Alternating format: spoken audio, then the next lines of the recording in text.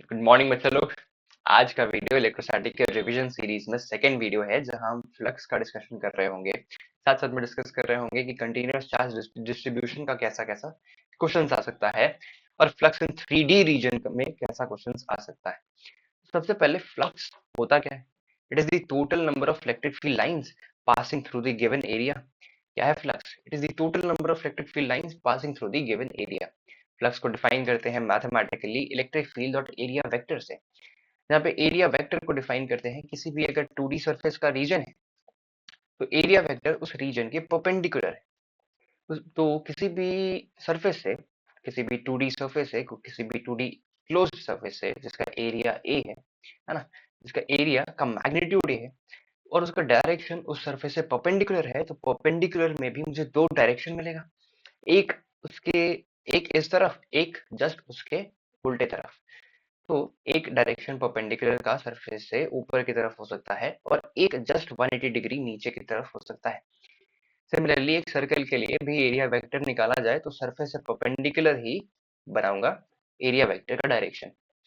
Flux कैसे define करते हैं? It is the electric field lines passing through the given area, है ना।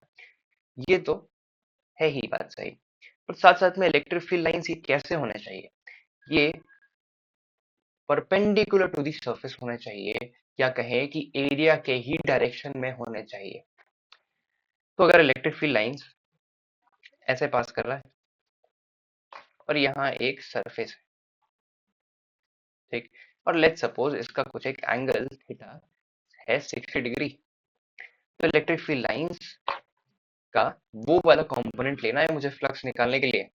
इलेक्ट्रिक फील्ड लाइंस का कौन सा कंपोनेंट लेना है मुझे फ्लक्स निकालने के लिए? मुझे इलेक्ट्रिक फील्ड लाइंस का वो वाला कंपोनेंट लेना है फ्लक्स निकालने के लिए जो सरफेस से परपेंडिकुलर हो। ठीक, जब फ्लक्स कैलकुलेट करते हैं तो ये दो तरह की बातें हैं जो हम गलती करते थे वेक्टर कैलकुलेशन में। ठीक है, तो समझते हैं वो क्या क्या है।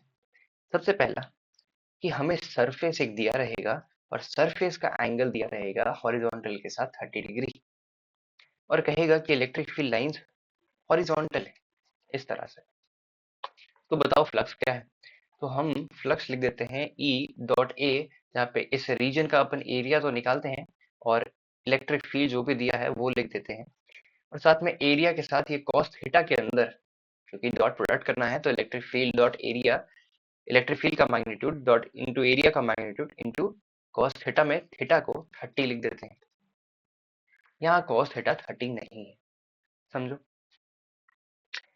इस सरफेस से जो परपेंडिकुलर डायरेक्शन में एक लाइन बनाए वो कुछ ऐसा दिखेगा। अगर इस सरफेस का हॉरिजॉन्टल से 30 डिग्री है तो ये वाला एंगल 60 है। हमें कहा कि इलेक्ट्रिक फील्ड हॉरिजॉन्टल है। अगर इलेक्ट्रिक फील्ड हॉरिजॉन्टल है और ये जो परपेंडिकुलर कंपोनेंट है, ये परपेंडिकुलर कंपोनेंट ही तो इस सरफेस के लिए इसका एरिया वेक्टर का कंपोनेंट डायरेक्शन है। तो हमें इलेक्ट्रिक फील्ड का एरिया वेक्टर के साथ डायरेक्शन लिखना है, ना कि इलेक्ट्रिक फील्ड का सरफेस के साथ। तो यहाँ पे 30 नहीं, यहाँ 60 लिखेंगे, जो भी इलेक्ट्रिक फील्ड और एरिया वेक्टर का डायरेक्शन है वो लिखेंगे। ठीक है, अब इसका यूनिट डिस्कस कर लेते हैं। तो फ्लक्स का जो यूनिट डिस्क्राइब होता है वो होता है इलेक्ट्रिक फील्ड और एरिया वेक्टर से। यहाँ पे इलेक्ट्रिक फील्ड का यूनिट है न्यूटन पर कूलम और एरिया का है मीटर स्क्वायर। तो फ्लक्स का यूनिट है न्यूटन मीटर स्क्वायर पर कूलम। एक और जो प्रॉब्लम आता है हमें, वो दूसरा प्रॉब्लम आता है जब एंगल नहीं दे करके पोजीशन वेक्टर मेथड से निकालने को बोला जाए एरिया वेक्टर।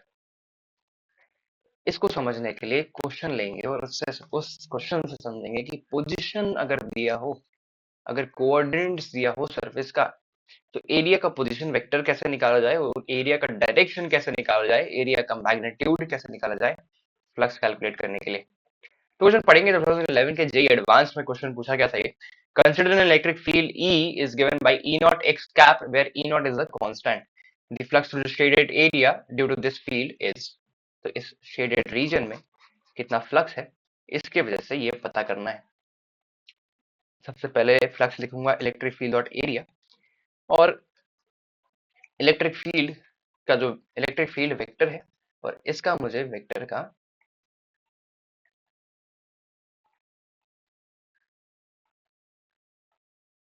जो वैल्यू दिया है, जो ये वेक्टर फिजिकल क्वांटिटी है इलेक्ट्रिक फील्ड, है ना, इसका जो एक्स डायरेक्शन में कंपोनेंट है वो ई नॉट है, जो वाई डायरेक्शन में कंपोनेंट है वो जीरो है, और जेड डायरेक्शन में कंपोनेंट भी जीरो है। एरिया वेक्टर के लिए भी मुझे एरिया वेक्टर निकालना पड़ेगा, तो एरिया वेक्टर निकालने के लिए इसका सबसे पहले मैग्नीट्यूड निकालेंगे और साथ साथ में डायरेक्शन भी निकालेंगे। इसका मैग्नीट्यूड सबसे पहले निकालते हैं, तो समझो।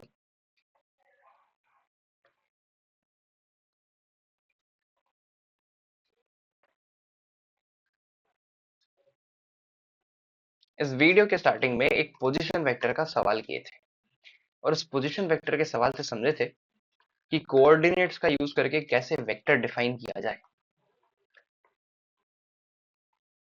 है कि नहीं।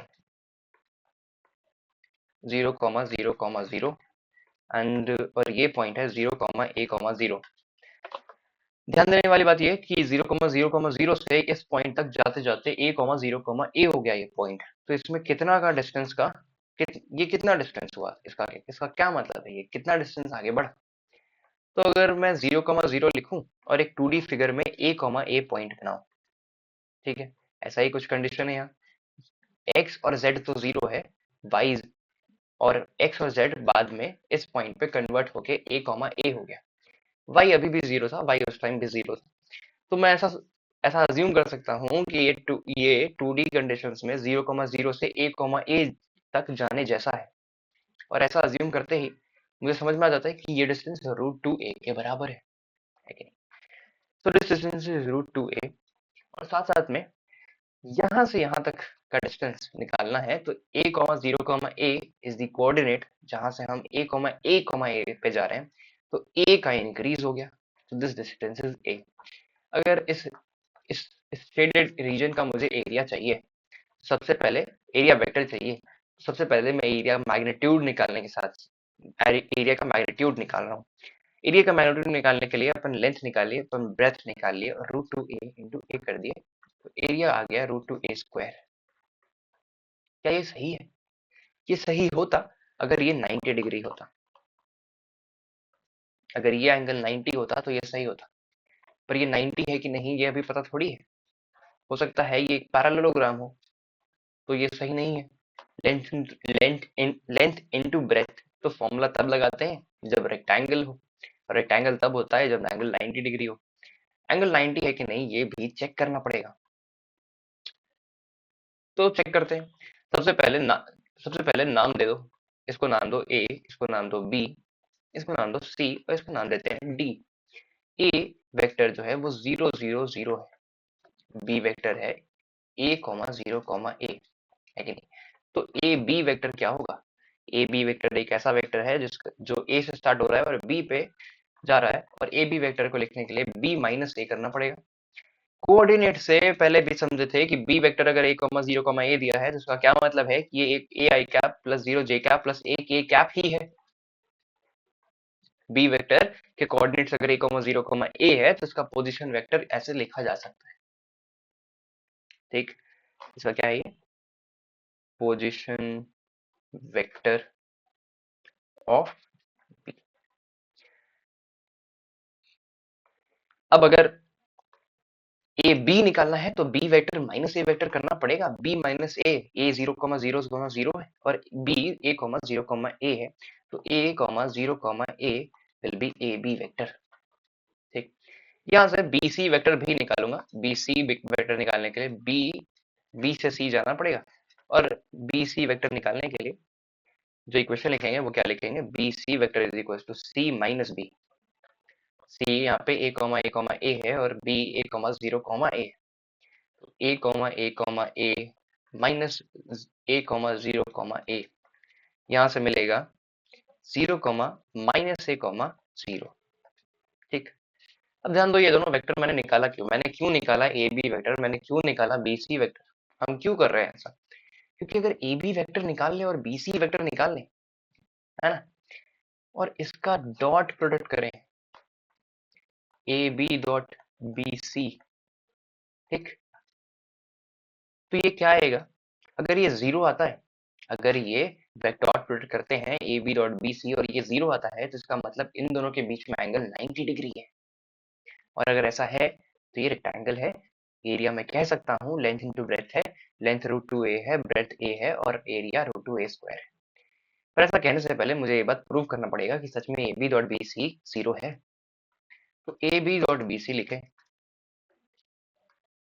और ए बी की जगह लिखें A comma zero comma A dot B C की जगह क्या आया था? Zero comma minus A comma zero comma minus A comma zero.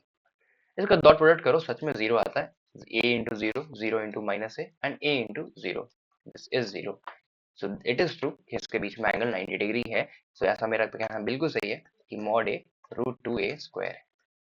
पर अभी भी सिर्फ डायरेक्ट सिर्फ मैग्नीट्यूड आया है, पर अपने को एक एरिया वेक्टर को डिफाइन करने के लिए मैग्नीट्यूड के साथ साथ डायरेक्शन भी चाहिए। एरिया वेक्टर क्यों डिफाइन कर रहे हैं?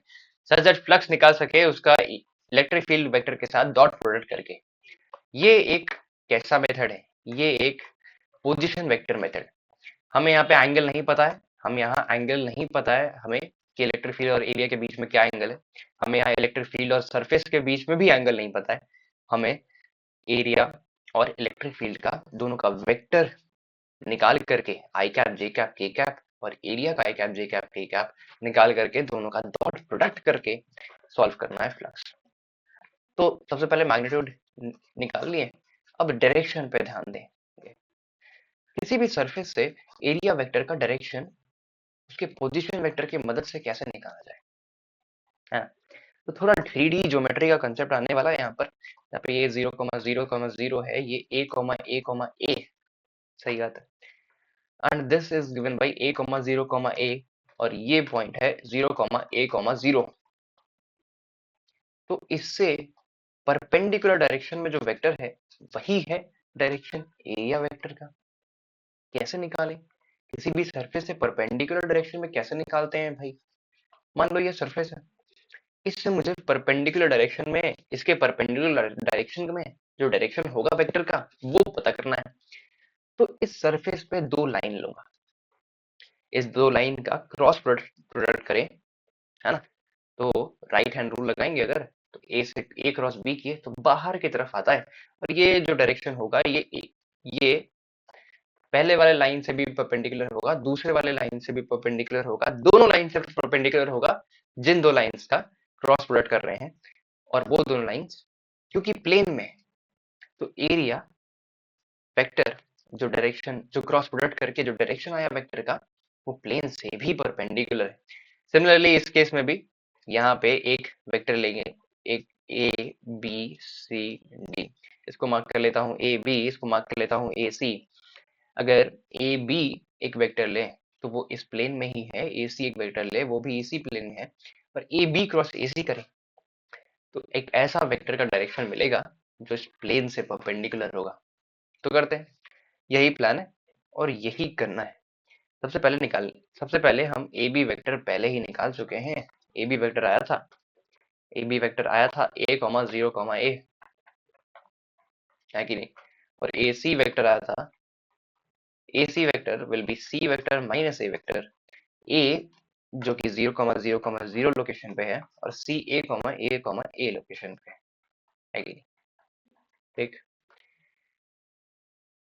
तो राइट हैंड रूल से ध्यान दो, मैं क्रॉस प्रोडक्ट बी से ए बी से ए सी करें तो नीचे की तरफ आता है डायरेक्शन एरिया का, नीचे की तरफ आता है, पर फिर भी ये जो वेक्टर का डायरेक्शन है ये सरफेस से परपेंडिकुलर ही है। दूसरा ए सी क्रॉस ए भी कर सकते हैं जहां पे एरिया का डायरेक्शन सरफेस से परपेंडिकुलर तो आएगा पर ऊपर की तरफ आएगा, एक 2D सरफेस में।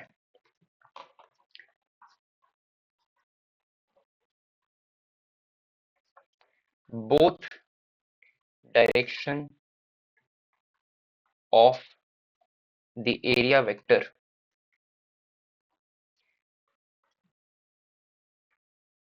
is valid for calculation of flux in a 2D surface. एक 2D सरफेस में दोनों ही डायरेक्शन वैलिड है फ्लक्स कैलकुलेशन के लिए, क्योंकि हमें फ्लक्स के मैग्नीट्यूड से मतलब है। एक डायरेक्शन में फ्लक्स का जो मैग्नीट्यूड, फ्लक्स का जो वैल्यू आएगा वो दूसरे डायरेक्शन से जस्ट नेगेटिव होगा, और ऐसा होगा इस पर। और क्योंकि नेगेटिव होगा, और नेगेटिव तो होगा, पर हमें हमें उससे मतलब है नहीं, हमें सिर्फ फ्लक्स के मैग्नीट्यूड से मतलब है, हमें सिर्फ इस बात से मतलब है कि कितना electric number of electric field lines pass कर रहा है। वापस डायरेक्शन में चलते हैं। हमने ये ए बी डिफाइन किया, हमने ये ए सी डिफाइन किया। हम समझे ए बी क्रॉस ए सी करेंगे तो एक ऐसा वेक्टर मिलेगा जो इस प्लेन से भी परपेंडिकुलर होगा, जो इस A B C D surface से परपेंडिकुलर, और वही डायरेक्शन होगा एरिया वेक्टर का भी। ए बी निकाले ए कॉमा जीरो कॉमा ए, और ए सी निकाले ए कॉमा ए। क्रॉस प्रोडक्ट करने का तरीका है आई जे के ए जीरो ए ए ए ए। क्रॉस प्रोडक्ट किसका किसका कर रहे हैं? ए बी क्रॉस ए सी का, ठीक है। और लेट्स सपोज इससे एक वेक्टर मिलता है आर वेक्टर, इससे एक वेक्टर मिलता है आर वेक्टर। आई कैप में आएगा zero into A minus A square, ठीक है। माइनस जे कैप में आएगा ए square minus A square zero, plus के कैप में आएगा ए स्क्वायर माइनस जीरो, तो ए स्क्वायर। और ये नाम दिए आर वेक्टर। पर ये जो वेक्टर है, इस डायरेक्शन में इसका यूनिट डायरेक्शन निकालूंगा, और यही यूनिट डायरेक्शन एरिया का भी डायरेक्शन होगा। हमें इस वेक्टर से मतलब नहीं, ये जो भी वेक्टर आया हमें इस वेक्टर के डायरेक्शन से मतलब है। तो डायरेक्शन के लिए इसका यूनिट कंपोनेंट निकालना पड़ेगा, और यही यूनिट कंपोनेंट एरिया का भी यूनिट वेक्टर, एरिया का भी डायरेक्शन होगा। तो ये तो यूनिट कंपोनेंट निकालना आसान है। जो भी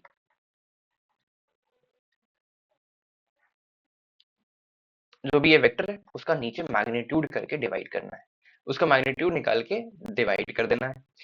तो मैग्नीट्यूड निकालेंगे A to power 4 plus A to power 4, and this will be this. Next page में चलते हैं।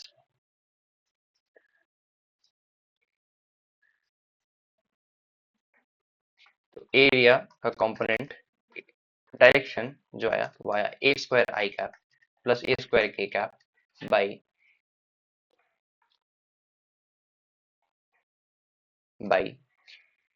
ए स्क्वायर इंटू रूट टू। ठीक है, सही बात है। A to the power 4, A square का स्क्वायर और जीरो का स्क्वायर और ए स्क्वायर का स्क्वायर, जैसे मॉड करते हैं वैसे ही हम मॉड किए और इसका रूट किए, जैसे मॉड का रूल होता है करने का, है कि नहीं। तो एरिया का वेक्टर निकालिए minus A square I cap A square के cap A square root two. अब यहाँ से ध्यान देने वाली बात यह है कि ए स्क्वायर कैंसिल हो जाएगा, अपने पास बचेगा माइनस आई कैप प्लस के कैप बाई रूट टू। ये तो आ गया एरिया का डायरेक्शन। एरिया का मैग्नीट्यूड भी पहले ही निकाल लिए थे, जो कि ऐसा रूट टू ए स्क्वायर, तो एरिया वेक्टर आ गया क्योंकि डायरेक्शन इंटू मैग्नीट्यूड है। रूट टू ए स्क्वायर को जो मैग्नीट्यूड है उससे मल्टीप्लाई कर दूंगा, एरिया वेक्टर आया A square minus I cap A square के cap plus zero J cap. Electric field का वेक्टर पहले से ही क्वेश्चन में दिया हुआ था। इलेक्ट्रिक फील्ड का जो कंपोनेंट वेक्टर दिया था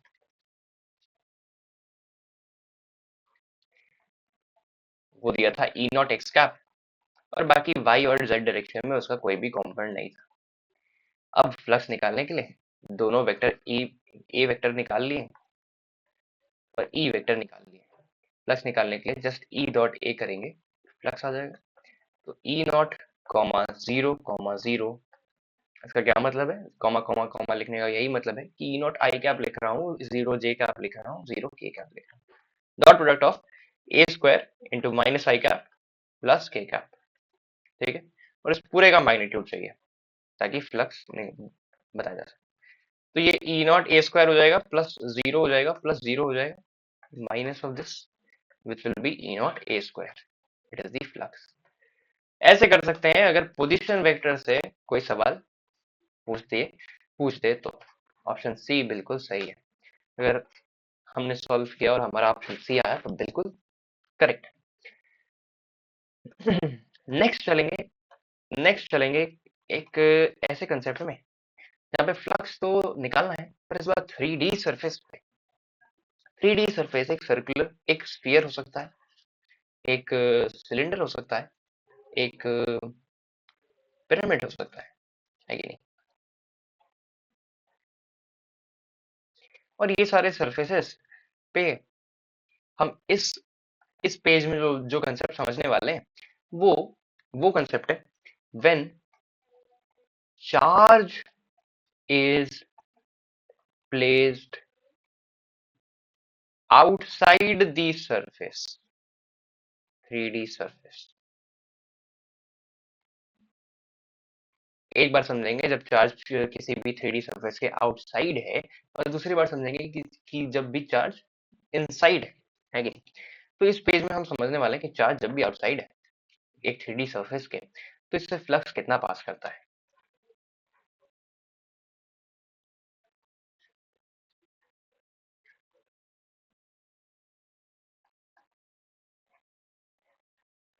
तो ध्यान दो, अगर मुझे क्यू की वजह से इस सरफेस पे चार्ज निकालना है, ये तो एक स्फीयर है, तो एक 3D रीजन होगा, इसका आगे भी सरफेस है, इसका पीछे भी सरफेस है।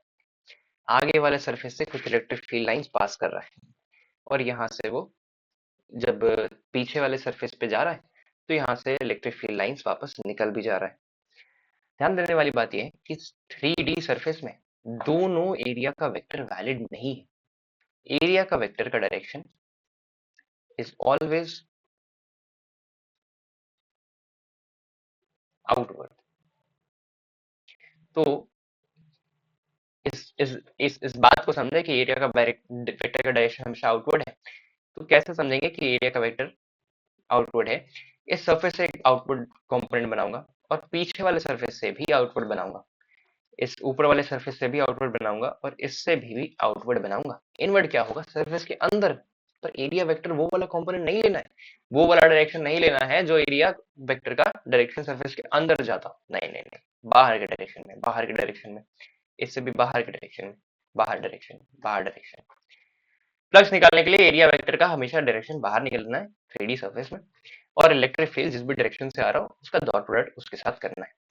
तो ध्यान देने वाली बात ये कि अगर मैं सरफेस ए, आगे वाले सरफेस के स्फीयर के आगे वाले सरफेस को ए सरफेस मार्क करूं, और पीछे वाले सरफेस को बी सरफेस मार्क करें, तो, तो आगे वाले सरफेस से जितना इलेक्ट्रिक फील्ड लाइंस पास हो रहा है, उसकी वजह से जो फ्लक्स होगा वो एग्जैक्टली फ्रंट लिख देता है, फ्रंट लिख देते हैं इसको इसको इसको लिख देता हूँ बैक। वो एग्जैक्टली जितना जितना इलेक्ट्रिक फ्लक्स बैक वाले पीछे वाले सरफेस से पास कर रहा है ना, उसके बराबर तो होगा, पर अपोजिट इन डायरेक्शन होगा। क्योंकि ई डॉट ए करते वक्त एक बार इलेक्ट्रिक फील्ड का जो डायरेक्शन है और एरिया का डायरेक्शन है दोनों उल्टा है, और एक बार तो उस टाइम थीटा का एंगल 180 है, और दूसरे बार इलेक्ट्रिक फील्ड का भी डायरेक्शन और एरिया का डायरेक्शन दोनों एक साथ है, और उस टाइम उन दोनों के बीच में एंगल थीटा 0 है। तो इन दोनों का मैग्नीट्यूड तो सेम होगा, पर एक बार नेगेटिव आ रहा है, एक बार पॉजिटिव आ रहा है। तो टोटल फ्लक्स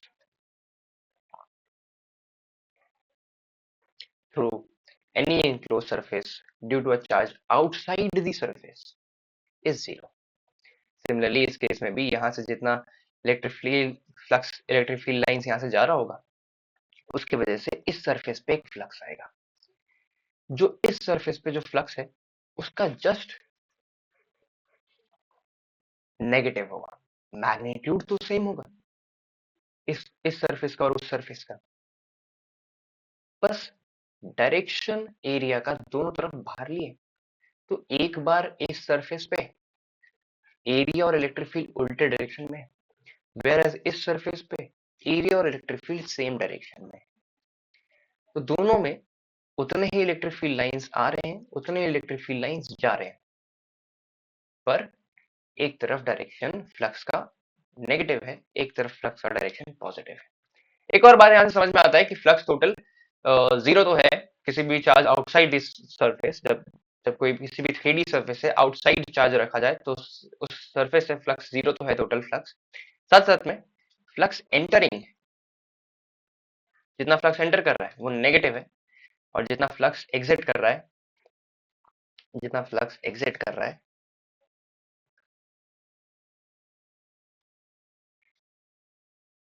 ना, फ्लक्स एग्जिटिंग, उसको पॉजिटिव लेते हैं, ठीक है, और दोनों इक्वल है।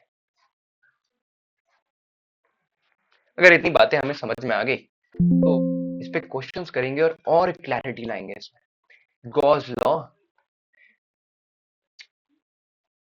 इस पेज में अपन समझने वाले हैं कि अगर अब चार्ज सरफेस के अंदर रख दिया जाए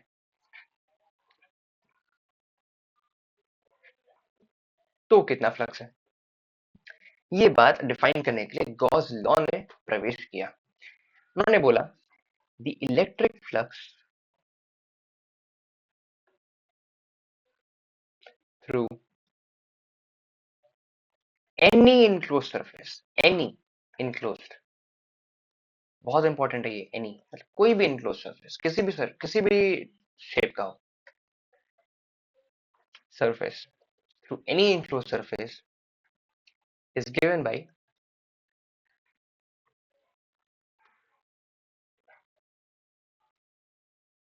total charge, total net charge enclosed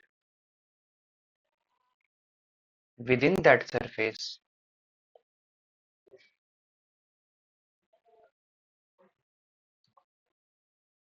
multiplied by 1 by epsilon naught। ठीक है, किसी भी इनक्लोज सरफेस से, किसी भी इनक्लोज सरफेस से इलेक्ट्रिक फील्ड निकालना है, किसी भी चार्ज जो उसके अंदर रखा हुआ है उसकी वजह से, तो गॉस लॉ कहते हैं कि दैट इज इक्वल्स टू जो टोटल चार्ज है अंदर, Q total enclosed by epsilon not, ऐसा कहते हैं गॉस लॉ। तो बहुत आसान है समझना, हमने जब पढ़ाई किया था हाँ, इसके बारे में, तो इसमें डिटेल में भी समझे थे कि ऐसा कुछ हो सिस्टम जहाँ पे अंदर प्लस टू क्यू है और माइनस क्यू भी है, तो टोटल चार्ज इसमें कितना है, two q minus q, total charge है क्यू, और ये और फ्लक्स में लिखेंगे क्यू बाई एप्सिलॉन नॉट। ऐसे ही लेट्स सपोज एक जगह क्यू है और उसी सर्फेस के अंदर माइनस क्यू है, तो इसके अंदर टोटल चार्ज एक्चुअली में Q minus Q that is zero है, और फ्लक्स भी जीरो है। ठीक है, इतनी बातें अगर ठीक है, और तो फिर समझते हैं कि गॉस लॉ अप्लाई कैसे कहाँ कहाँ कर सकते हैं। गॉस लॉ,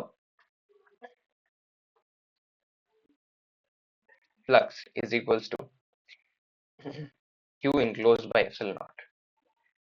ये तो सरफेस में वैलिड है जिसके अंदर चार्ज इतना हो। ठीक है, एक गॉसियन सरफेस डिफाइन करना है। गॉसियन सरफेस, गॉसियन सरफेस एक ऐसा सरफेस है जहां पर at all points on the surface, बहुत ध्यान से सुनना है हमें ये बात, द इलेक्ट्रिक फील्ड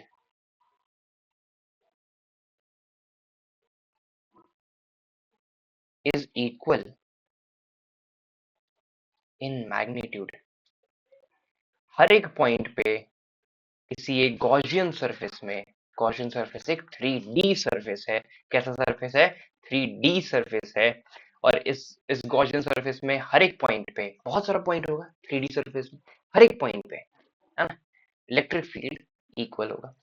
ऐसा गॉसियन सरफेस का सबसे पहला कंडीशन है। दूसरा जो कंडीशन है कि all points of the surface must be an equipotential surface, must be an equipotential surface। क्या हमें याद है कि हमने इक्विपोटेंशियल सरफेस के बारे में दो बातें क्या समझा था। ये इक्विपोटेंशियल सरफेस अपने आप में दो और नया बात कहता है कि हर एक पॉइंट पे पोटेंशियल तो सेम होना चाहिए ही, साथ साथ में इलेक्ट्रिक फील्ड हर एक पॉइंट से परपेंडिकुलर भी होना चाहिए। तो गॉसियन सरफेस एक ऐसा सरफेस बन गया जहाँ पे सारे पॉइंट पे इलेक्ट्रिक फील्ड सेम भी है, इलेक्ट्रिक फील्ड सारे पॉइंट पे परपेंडिकुलर भी है, और सारे पॉइंट पे पोटेंशियल भी सेम है, वो एक इक्विपोटेंशियल सरफेस भी है। ठीक है, और साथ साथ में इलेक्ट्रिक फील्ड का मैग्नीट्यूड भी हर एक पॉइंट पे। तो एक क्वेश्चन करते हैं। सबसे पहला क्वेश्चन जो फ्लक्स समझने जो फ्लक्स से थोड़ा सा रिलेशन रखता है और हमें समझने में हेल्प करेगा, वो है 2012 का जेई एडवांस्ड का क्वेश्चन, जो कहता है an infinite long solid cylinder of radius R has a uniform volume charge density rho. इस पूरे का चार्ज डेंसिटी रो है और ये इन्फिनिटली लॉन्ग है। It has a spherical cavity of r by 2। इसके अंदर जो स्फेरिकल कैविटी है, इसका कितना रेडियस है? r by 2। स्फेरिकल कैविटी मतलब कुछ एक स्फीयर का पार्ट अंदर से निकाल लिए, है कि नहीं? तो अब ये अंदर से थोड़ा सा इस पार्ट से खोखला हो गया। The magnitude of the electric field at the point P। अब इस पॉइंट P पे इस नए चार्ज के सिस्टम की वजह से ये जब निकाले होंगे तो कुछ चार्ज मिसिंग हो गया होगा पूरे सिस्टम में, और अब जो इलेक्ट्रिक फील्ड P पे है वो कुछ कम गया होगा, which is at a distance 2r, जो कि सेंटर से कितना डिस्टेंस पे है? P पॉइंट 2r डिस्टेंस पे है from the axis of the cylinder is given bye expression this. तो ये इस पॉइंट P पे जो इलेक्ट्रिक फील्ड जो मिलेगा, जब हमने ये कैविटी बना दिया इस सिलेंडर के अंदर, तो वो मिलेगा दिस, वेर के इज अ कांस्टेंट। तो के कह रहा है कि बताओ कितना है। तो करके देखते हैं। ये कंसेप्ट हमारा नेगेटिव इलेक्ट्रिक फील्ड के कंसेप्ट से रिलेट करता है। ठीक है, तो किसी भी सिलेंड्रिकल रीजन से मुझे अगर इसका सिलेंडर सिलेंडर का सेंटर से अगर डिस्टेंस 2r है, जिस पॉइंट पे मुझे इलेक्ट्रिक फील्ड निकालना है, सिलेंडर का रेडियस r है, तो सिलेंडर का चार्ज डेंसिटी रो है ना? ये सिलेंडर कैसा है? सॉलिड सिलेंडर है, इसके अंदर हर जगह चार्ज है। ठीक है, साथ साथ में अभी स्फेरिकल कैविटी नहीं बनाएंगे। अभी इस सिलेंडर के वजह से जब जब इसका चार्ज डेंसिटी रो था, जब इसका रेडियस आर था, तो इसमें कोई भी कैविटी नहीं था। तो उसकी वजह से एक 2r distance P point P पे कितना इलेक्ट्रिक फील्ड आएगा, ये पता करना है अगर, तो एक गॉसियन सरफेस बनाया जाए। सबसे पहले क्या तरीका होगा हमारा? सबसे पहले एक गॉसियन सरफेस बनाया जाए। एक सिलेंडर के लिए गॉसियन सरफेस क्या होता है? एक सिलेंडर के लिए गॉसियन सरफेस सिलेंड्रिकल होता है। सिलेंडर के लिए गॉसियन सरफेस क्या होता है? गॉसियन सरफेस एक ऐसा सरफेस है जहाँ पे हर पॉइंट पे इलेक्ट्रिक फील्ड सेम होना चाहिए, जहाँ पे हर पॉइंट पे एक हर पॉइंट सरफेस का एक भी पोटेंशियल होना चाहिए। तो सिलेंडर पे अगर कुछ चार्ज है, अगर उसके उसके वजह से मुझे गॉसियन सरफेस बनाना है, तो ये सिलिंड्रिकल ही होगा, क्योंकि सिलिंड्रिकल सरफेस ही एक सरफेस है वो वाला जो ये सारी बातें सेटिस्फाई करता है। वैसे ही एक लाइन चार्ज के लिए बनाना है, लाइन चार्ज है कि नहीं, ये लाइन चार्ज ऐसे, इसके लिए भी गॉसियन सरफेस एक सिलिंड्रिकल सरफेस ही होगा। साथ साथ में एक पॉइंट चार्ज बनाना है, पॉइंट चार्ज के लिए गॉसियन सरफेस बनाना है, तो पॉइंट चार्ज के लिए गॉसियन सरफेस होता है स्फेरिकल। ठीक है, इस पेज में और डिस्कशन नहीं करेंगे, नेक्स्ट पेज में ले चलेंगे इसको और सॉल्व करेंगे कि जो हमारा ऑब्जेक्टिव है 2r डिस्टेंस पे इलेक्ट्रिक फील्ड फाइंड करना, है ना? सेंटर से ये डिस्टेंस 2r है और यहाँ पॉइंट P है, इस पे इलेक्ट्रिक फील्ड कितना है? ये अंदर वाला इनफाइनाइटली लॉन्ग है और जो बाहर वाला है उसको भी इनफाइनाइटली लॉन्ग, या फिर लेट्स सपोज एक हाइट h का बोल देते हैं, और अंदर वाले का भी लेट्स सपोज एक हाइट h। ठीक है, समझने के लिए बोल दिए कि बहुत लंबा तो है, बहुत इनफाइनाइट है, पर कैलकुलेशन में लिखते वक्त इन्फिनिटी लिख नहीं सकते, तो कह दिए कि अंदर वाले का भी हाइट h है और हमारे गॉसियन सरफेस जो बनाए उसका भी हाइट h। यहाँ पे जो मैंने गॉसियन सरफेस बनाया है, इसका गॉसियन सरफेस क्यों बना रहे हैं? इलेक्ट्रिक फील्ड P पे निकालना है इसलिए बना रहे हैं, और इसका प्रोसेस अभी अभी समझेंगे। सबसे पहले सबसे पहले ध्यान दो गॉसियन सरफेस बन कैसे रहा है। गॉसियन सरफेस का सबसे बड़ा डायमेंशन, सबसे पहले जो मुझे समझ में आया, कि मैंने यहाँ पे 2r रेडियस का गॉसियन सरफेस बनाया है। और क्या खासियत है गॉसियन सरफेस का? कि गॉसियन सरफेस का हाइट h है, वही हाइट जो हमारे सरफेस जो हमारे सिलेंडर का हाइट है, वही हमारे गॉसियन सरफेस का भी सिलेंडर का भी हाइट है। ये क्या है? ये गॉसियन सरफेस है।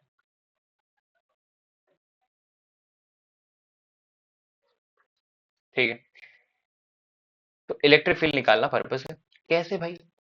सबसे पहले निकालेंगे flux through this Gaussian surface. इस गॉसियन सरफेस के अंदर जितना चार्ज है, let's suppose that is Q enclosed by epsilon not कर दूं, तो इस गॉसियन सरफेस के थ्रू फ्लक्स आ जाएगा। ये गॉसियन सरफेस एक इमेजिनरी सरफेस है, ये एक्चुअल में एग्जिस्ट नहीं करता है, पर इसके अंदर जो सिलेंडर है वो एक्चुअल में एग्जिस्ट करता है, जिसकी वजह से यहाँ पे चार्ज आया। इस यही चार्ज इस पूरे के पूरे गॉसियन सरफेस वाले सिलेंडर के अंदर है। तो मैं कह सकता हूँ कि फ्लक्स जो हमारे गॉसियन सरफेस से पास हो रहा होगा वो एक्चुअली में Q enclosed by epsilon not होना चाहिए भाई, गॉस लॉ। तो क्यू इनक्लोज्ड होता होगा कितना? टोटल चार्ज है कितना भाई सिलेंडर में? सिलेंडर जिसका रेडियस आर है, जिसपे चार्ज डेंसिटी रो है, इसका चार्ज कैसे निकालो? चार्ज निकालने का तरीका है rho by total, rho is given by total charge by volume of the cylinder. Volume of the cylinder is pi R square H, जिसका हाइट एच है। क्यू को रिप्लेस करेंगे rho into pi R square H, कि हमें question में ये बात दिया है कि चार्ज डेंसिटी कितना है, चार्ज नहीं दिया है। तो flux through the Gaussian surface जो आएगा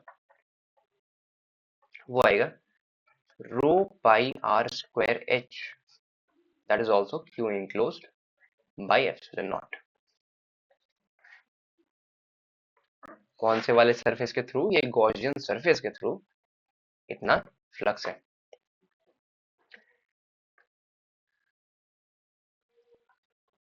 फ्लक्स का एक और निकालने का तरीका है ई डॉट एरिया, है कि नहीं? So electric field dot at P point पे अगर फ्लक्स निकालना है ना, अगर electric field at P point पे फ्लक्स निकालना है, where P lies on this Gaussian surface, तो एरिया भी गॉसियन सरफेस का ही एरिया लेना पड़ेगा। ठीक, फ्लक्स फ्लक्स पहले इस गॉसियन सरफेस से कितना पास कर रहा है ये पहले ही निकाल चुके हैं, जो कि रो pi R square into H है बाई एप्सिलॉन नॉट है।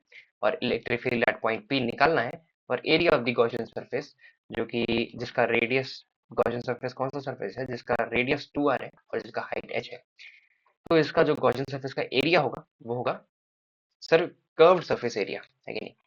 तो 2 pi into 2r into H, सही बात है। यहाँ से इलेक्ट्रिक फील्ड निकाल लूंगा बड़ी आसानी से, rho pi R square into H by epsilon naught by 2 pi into 2r into H. H H cancel किए, आर से आर कैंसिल किए, पाई से पाई कैंसिल किए, जो इलेक्ट्रिक फील्ड आया एट पॉइंट 2r वो आया 2 टू ज़ा 4 epsilon naught, rho R by 4 epsilon naught. ये इलेक्ट्रिक फील्ड निकालने का तरीका बिगिनिंग से एक और बार मैं बताऊंगा। सबसे पहले मैंने देखा कि एक सिलेंडर है जिसके अंदर सम चार्ज क्यू है। मैंने समझा कि हमें एक ऐसे पॉइंट पे इलेक्ट्रिक फील्ड चाहिए जो सिलेंडर से 2r डिस्टेंस पे है। मैं एग्जैक्टली सेंटर से लेकर के पी तक जिस पॉइंट पे इलेक्ट्रिक फील्ड चाहिए, उस पॉइंट तक के रेडियस को लेकर एक सिलेंडर बनाता हूँ। और हमारे ये हमारा गॉसियन सरफेस है, क्योंकि सिलेंडर के लिए गॉसियन सरफेस एक सिलेंडर ही होता है। तो यहाँ पे सिलेंडर ही बनाए और इसका रेडियस 2r रखें। ऐसा इसलिए किए क्योंकि पी पे इलेक्ट्रिक फील्ड चाहिए, तो सरफेस पे हर जगह इलेक्ट्रिक फील्ड एक ही होगा, क्योंकि ये गॉसियन सरफेस है। गॉसियन सरफेस बाय डेफिनेशन कहता है कि हर सरफेस पे हर एक पॉइंट पे इलेक्ट्रिक फील्ड एक ही होगा। तो पी हमें ऐसा पॉइंट चाहिए था जो सरफेस पे तो डेफिनेटली हो, जो गॉसियन सरफेस पे डेफिनेटली होना चाहिए। तो गॉसियन सरफेस पे अगर पी को होना चाहिए तो सेंटर से मुझे जो सिलेंडर का रेडियस लेना पड़ेगा, जो गॉसियन सरफेस जो सिलेंडर भी है उसका रेडियस लेना पड़ेगा, वो 2r लेना ही पड़ेगा। फिर इस गॉसियन सरफेस से टोटल फ्लक्स निकाले Q enclose by epsilon not करके, क्यू इनक्लोज निकाले जो कि चार्ज है, जितना चार्ज है सिलेंडर में, क्यू इनक्लोज निकालने के बाद इसी फ्लक्स को यूज किए दूसरे तरीके से निकाल इसी फ्लक्स को अगर दूसरे तरीके से निकालते तो करते E dot A electric field dot area. तो इलेक्ट्रिक फील्ड अगर पॉइंट पी पे निकालना है तो एरिया भी गॉसियन सरफेस का ही लेना पड़ेगा। फ्लक्स जो पहले निकाले थे उसको इससे इक्वेट करके इलेक्ट्रिक फील्ड एट पी निकाल लिए, जो कि आया rho R by four epsilon naught. पर अभी भी आंसर नहीं आया, अभी भी आंसर नहीं आया, क्योंकि अब तो कैविटी बढ़ाना है, बनाना है, अब तो कैविटी बनाना है। अब सिलेंडर में कैविटी बनाया गया, कैविटी कितने रेडियस का, r/2 रेडियस का। ये कैविटी बनाने से क्या हुआ, इलेक्ट्रिक फील्ड इस पॉइंट पे कुछ कम गया होगा, नया इलेक्ट्रिक फील्ड डिक्रीज हो गया होगा क्योंकि इतना चार्ज निकाल लिए। तो इसके वजह से पी पे इलेक्ट्रिक फील्ड निकालेंगे। अगर ये सिलेंडर नहीं होता, अगर ये सिर्फ सॉलिड स्फीयर होता और पूरे सिलेंडर का चार्ज डेंसिटी रो है, तो जो पार्ट हटाए उसका भी चार्ज डेंसिटी रो ही होता। तो इसके वजह से पॉइंट पी पे जो इलेक्ट्रिक फील्ड आता, उसको सिलेंडर के वजह से जो इलेक्ट्रिक फील्ड आया, जब कैविटी नहीं था तब जो इलेक्ट्रिक फील्ड आया, उससे सब्ट्रैक्ट कर देंगे। और नया और इससे क्या मिलेगा, इससे वो इलेक्ट्रिक फील्ड मिलेगा पॉइंट पी पे जब कैविटी बना दिए, तो इलेक्ट्रिक फील्ड जो घट गया वो वाला इलेक्ट्रिक फील्ड मिलेगा। ठीक है। तो वो उस इलेक्ट्रिक फील्ड को अकाउंट में लेने के लिए सॉलिड जो जितना पार्ट कैविटी का हटा है, उस कैविटी की वजह से इलेक्ट्रिक फील्ड निकालेंगे और सब्ट्रैक्ट कर देंगे। अगर वो कैविटी नहीं होता तो इलेक्ट्रिक फील्ड क्या होता उससे। तो स्फीयर की वजह से पॉइंट पी पे इलेक्ट्रिक फील्ड निकालते हैं। स्फीयर जिसका रेडियस r/2 है, जिसका डेंसिटी रो है, इसकी वजह से R by A electric field होगा K Q by r/2 whole square. r/2 whole square नहीं, ये डिस्टेंस 2 आ रही है। तो और p क्योंकि एक एक्सटर्नल पॉइंट है, तो सेंटर से p का डिस्टेंस 2r है, के क्यू बाई 2r स्क्वायर। यहाँ पे q कितना है, q is the charge on this sphere, q is charge on this on sphere with charge density rho and radius r/2।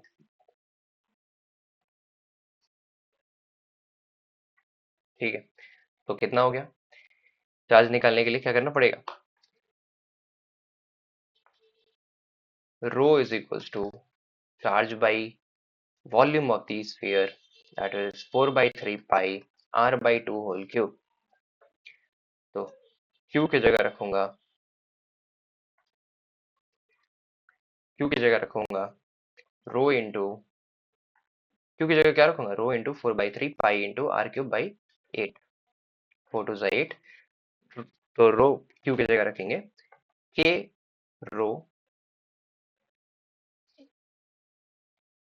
इसको थोड़ा छोटा करते हैं।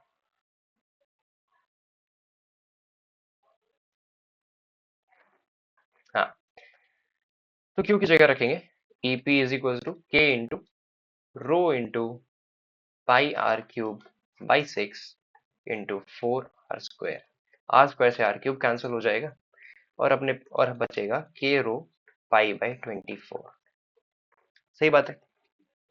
अगेन k रो π/24, क्या बच गया, k रो π/24। अब k का भी वैल्यू पुट कर लेते हैं, k होता है 1/4 पाई एप्सिलॉन नॉट। तो k को पुट करते ही क्या क्या कैंसिल हो जाएगा, 1/4 pi epsilon naught into rho into π/24, pi से पाई कैंसिल हो जाएगा और आएगा rho by 4 epsilon naught into 24। और ये वो इलेक्ट्रिक फील्ड आया जो स्फीयर की वजह से होता अगर स्फीयर नहीं हटाते। तो अगर स्फीयर हटा दिए तो इस वाले पार्ट को सब्ट्रैक्ट करना पड़ेगा। किससे सब्ट्रैक्ट करना पड़ेगा, जो इलेक्ट्रिक फील्ड सिलेंडर की वजह से आया था उस इलेक्ट्रिक फील्ड से सब्ट्रैक्ट करना पड़ेगा। So E net is E cylinder minus E sphere. E cylinder कितना आया था, ई सिलेंडर अगर सिलेंडर सिर्फ cylinder with charge density rho जिसमें कोई कैविटी नहीं होता, उसके वजह से पॉइंट पी पे जो इलेक्ट्रिक फील्ड आता वो आया रो r/4 एप्सिलॉन नॉट। और अगर स्फीयर सिर्फ होता है ना, तो उसके वजह से होता रो आर कहाँ चला गया, आर भी तो होना चाहिए, rho R by 4 epsilon naught into 24, 4 epsilon into 24।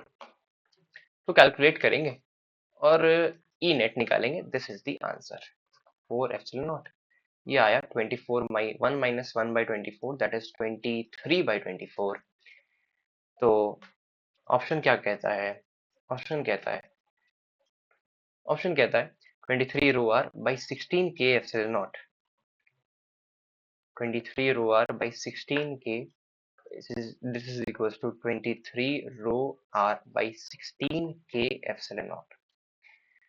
तो 23 से 23 रो आर कैंसिल हो जाएगा, एप्सिलॉन से एप्सिलॉन नॉट, के से 4 से 4 टाइम्स में और 4 से 6 टाइम्स में। सो 1/k 1/6 आया, या फिर कहूँ कि k 6 आया, तो बिल्कुल सही है। इस क्वेश्चन में हम बहुत एक इंपॉर्टेंट कंसेप्ट समझे। वो कंसेप्ट था इलेक्ट्रिक फील्ड निकालने का कंसेप्ट गॉसियन सरफेस के थ्रू। फ्लक्स दो तरीके से निकाला जा सकता है, एक फ्लक्स गॉस लॉ से निकालते हैं Q enclose by epsilon not करके, दूसरा फ्लक्स निकालते हैं ई डॉट ए करके। इन दोनों फ्लक्स को इक्वेट करके इलेक्ट्रिक फील्ड निकाले due to on the Gaussian surface on the point P. साथ साथ में नेगेटिव इलेक्ट्रिक फील्ड का भी कंसेप्ट समझे कि कोई एक पार्ट हटा दिया जाए, तो अगर वो पार्ट हटाए तो उसकी वजह से जो इलेक्ट्रिक फील्ड होता वो भी सब्ट्रैक्ट करना पड़ेगा to get E net, net electric field निकालने के लिए। ठीक है। 2022 में एक चार्ज डिस्ट्रीब्यूशन का क्वेश्चन, कंटिन्यूस चार्ज डिस्ट्रीब्यूशन का क्वेश्चन आया था जे एडवांस में, ये भी समझेंगे और कंटिन्यूस चार्ज डिस्ट्रीब्यूशन के सारे डाउट्स क्लियर कर लेंगे। In the figure the inner region A represents the sphere of radius R A is equals to 1। इस अंदर वाले स्फीयर का आर ए जो है रेडियस है is equals to 1, within which the electrostatic charge density varies with radial distance r from the center as rho a is equals to kr, where k is positive in the spherical b of the outer radius rb, the electrostatic charge density is rho b। तो centre से जब a तक sphere का जो part था o से a, यहाँ का चार्ज डेंसिटी रो a था which is given bye kr। a से b जो पार्ट था, यहाँ का चार्ज डेंसिटी बदल गया, अब रो b हो गया है charge density, that is given bye 2k by r। Assume that the dimensions are taken care of, all the physical quantities are in SI unit।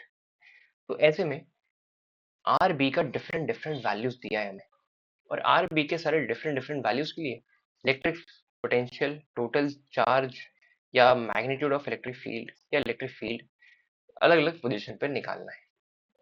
सबसे पहला हमारा काम होगा कि ये समझा जाए कि इसके अंदर टोटल चार्ज है कितना, है कि नहीं, क्योंकि चार्ज डेंसिटी वैरी कर रहा है। तो और ए 0 से a के बीच में जो वैरी कर रहा है वो रो a है, that is given bye k into r। तो अगर इस बात को समझा जाए तो जैसे जैसे रेडियस बढ़ रहा है वैसे वैसे चार्ज डेंसिटी भी बढ़ रहा है, तो आउटर रीजन में स्फीयर के बहुत सारा चार्ज होगा, वैसे अंदर थोड़ा सा ही चार्ज होगा, है कि नहीं।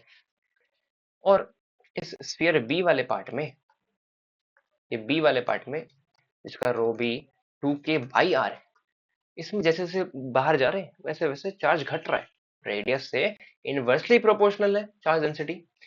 तो यहाँ पे चार्ज सबसे ज्यादा है, फिर घट रहा है, फिर घट रहा है, तो टोटल चार्ज है कितना, ये पहले पता करना है, क्यू टोटल।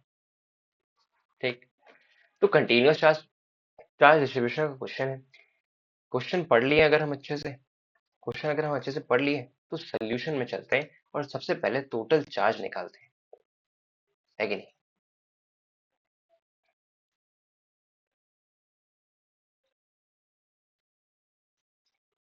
अच्छा, टोटल चार्ज लेने निकालने के लिए सबसे पहले एक डी क्यू एलिमेंट लूंगा,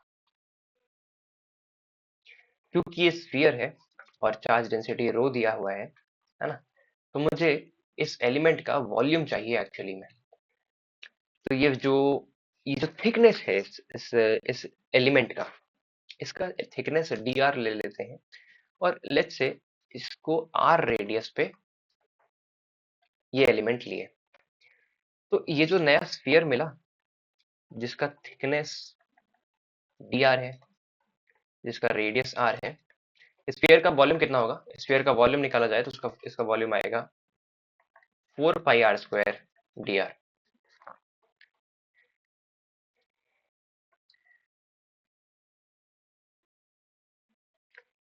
dq element will be the charge on this element. ये जो dr एलिमेंट लिए, इस वॉल्यूम में कितना चार्ज है ये निकालने के लिए डेंसिटी इंटू वॉल्यूम कर दूंगा, 4 पाई r स्क्वायर इंटू dr, है कि नहीं?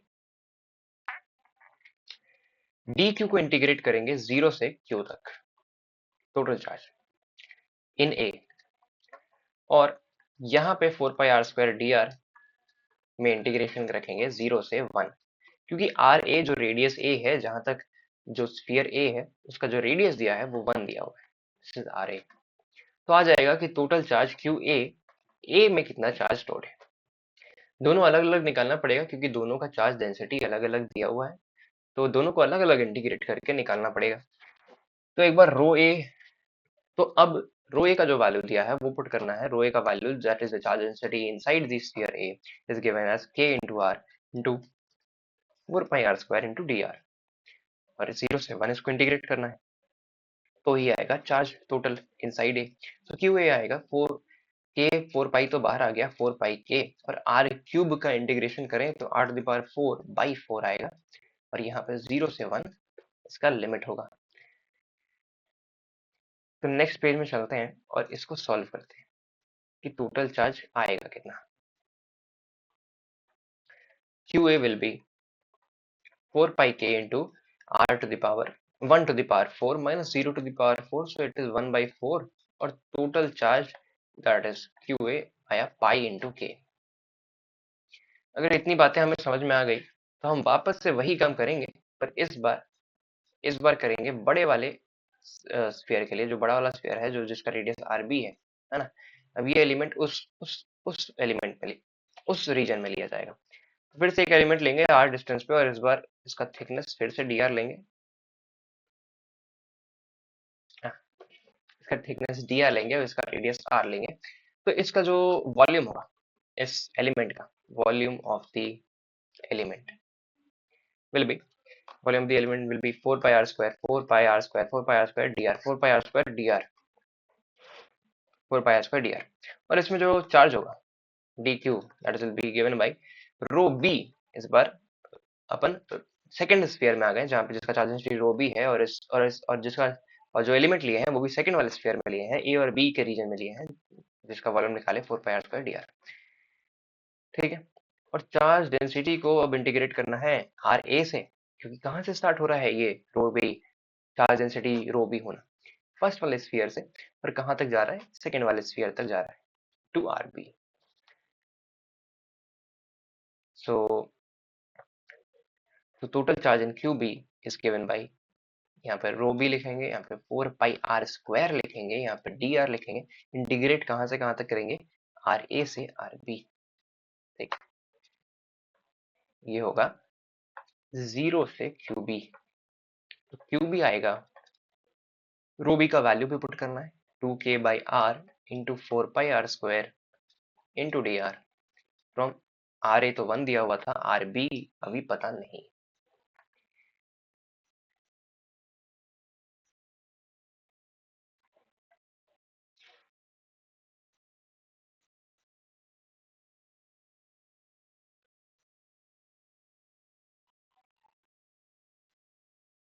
ना, क्यू बी निकालने के लिए इंटीग्रेट करना पड़ेगा, तो 2k by R into 4 pi R square आया था, आर से स्क्वायर कैंसिल करूंगा और इंटीग्रेट करूंगा 1 से आर बी, ये आएगा 1, 8k पाई तो बाहर आ जाएगा, और अंदर आएगा R square by 2 from 1 to R B. This will give me 8k pi into R B square by 2 minus 1 by 2। तो 2 कैंसिल कर देता हूँ, यहाँ 4 लिख देता हूँ, और धीरे धीरे अब ऑप्शन पढ़ते हैं। तो आर बी, ध्यान दो, पहले दिया है √3/2, और पहले क्या चेक करने बोला है, पहले बोला है इलेक्ट्रिक फील्ड चेक करके बताओ कि जीरो है क्या outside everywhere. So Q A that was the charge inside the first sphere, जो आया था वो आया था,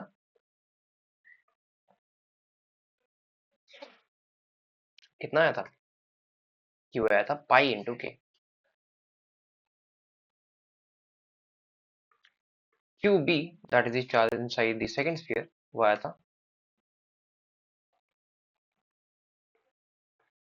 4k pi into R V square -1।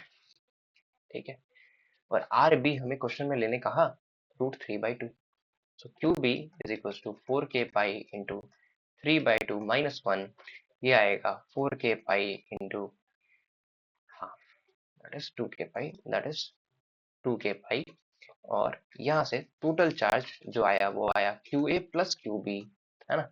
इस छोटे वाले स्फीयर में जितना चार्ज है वो है क्यू ए, और इस बड़े इस रीजन में जितना चार्ज है वो है क्यू बी।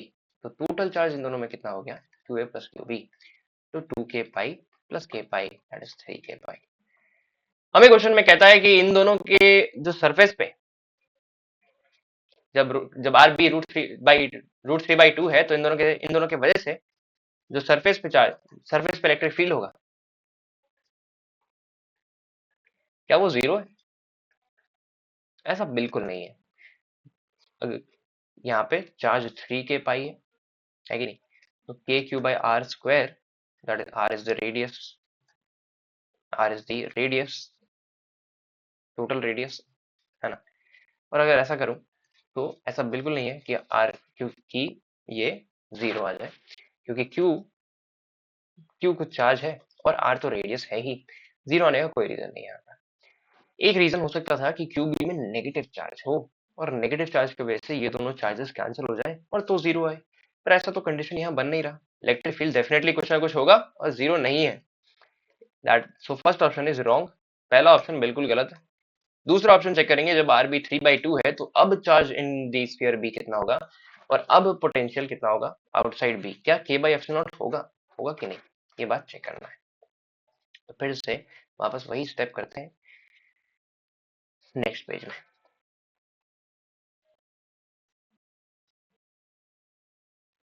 नेक्स्ट पेज में ले गए, क्यूब में लिखे 4k पाई और अंदर लिखे 3²/4, 9/4, 3²/2², और ये आ गया 4k pi into 5/4, that is 5k pi. अब क्यू टोटल जब लिखूंगा तो Q A plus Q B करेंगे, और Q A plus Q B हो जाएगा पाई के प्लस 5 पाई के, दैट इज 6 पाई के। सही बात है। हमें पूछा potential at the surface,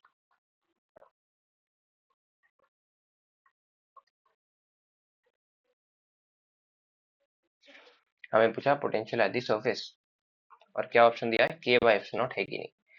just outside B मतलब ऑलमोस्ट बी के सरफेस पे ही मान सकते हैं। अब पोटेंशियल एट द सरफेस निकालने का क्या तरीका होगा, R B is the radius of the second sphere, और आर बी 3/2 दिया है कि नहीं। तो सेंटर से जिस पॉइंट पे पोटेंशियल निकालना है, और अगर वो सरफेस पे है, तो सिंपली पोटेंशियल का फॉर्मूला होता है k/r, where r is the radius of the sphere, या फिर सेंटर से जिस पॉइंट पे निकालना है वो वाला डिस्टेंस। आर यहाँ आर बी है और क्यू यहाँ 6 पाई के है। आर बी 3/2 का है कह दिया, और और ये आया 6 पाई के। तो नीचे आर बी की जगह 3/2 लिखूंगा, और 3 से 2 कैंसिल करूंगा, ये आ जाएगा 4k² इंटू पाई। ठीक है, 4k² इंटू पाई नहीं आएगा, के जो चार्ज डेंसिटी का कांस्टेंट है वो अलग है, और जो हमारा के है यहाँ ये अलग है।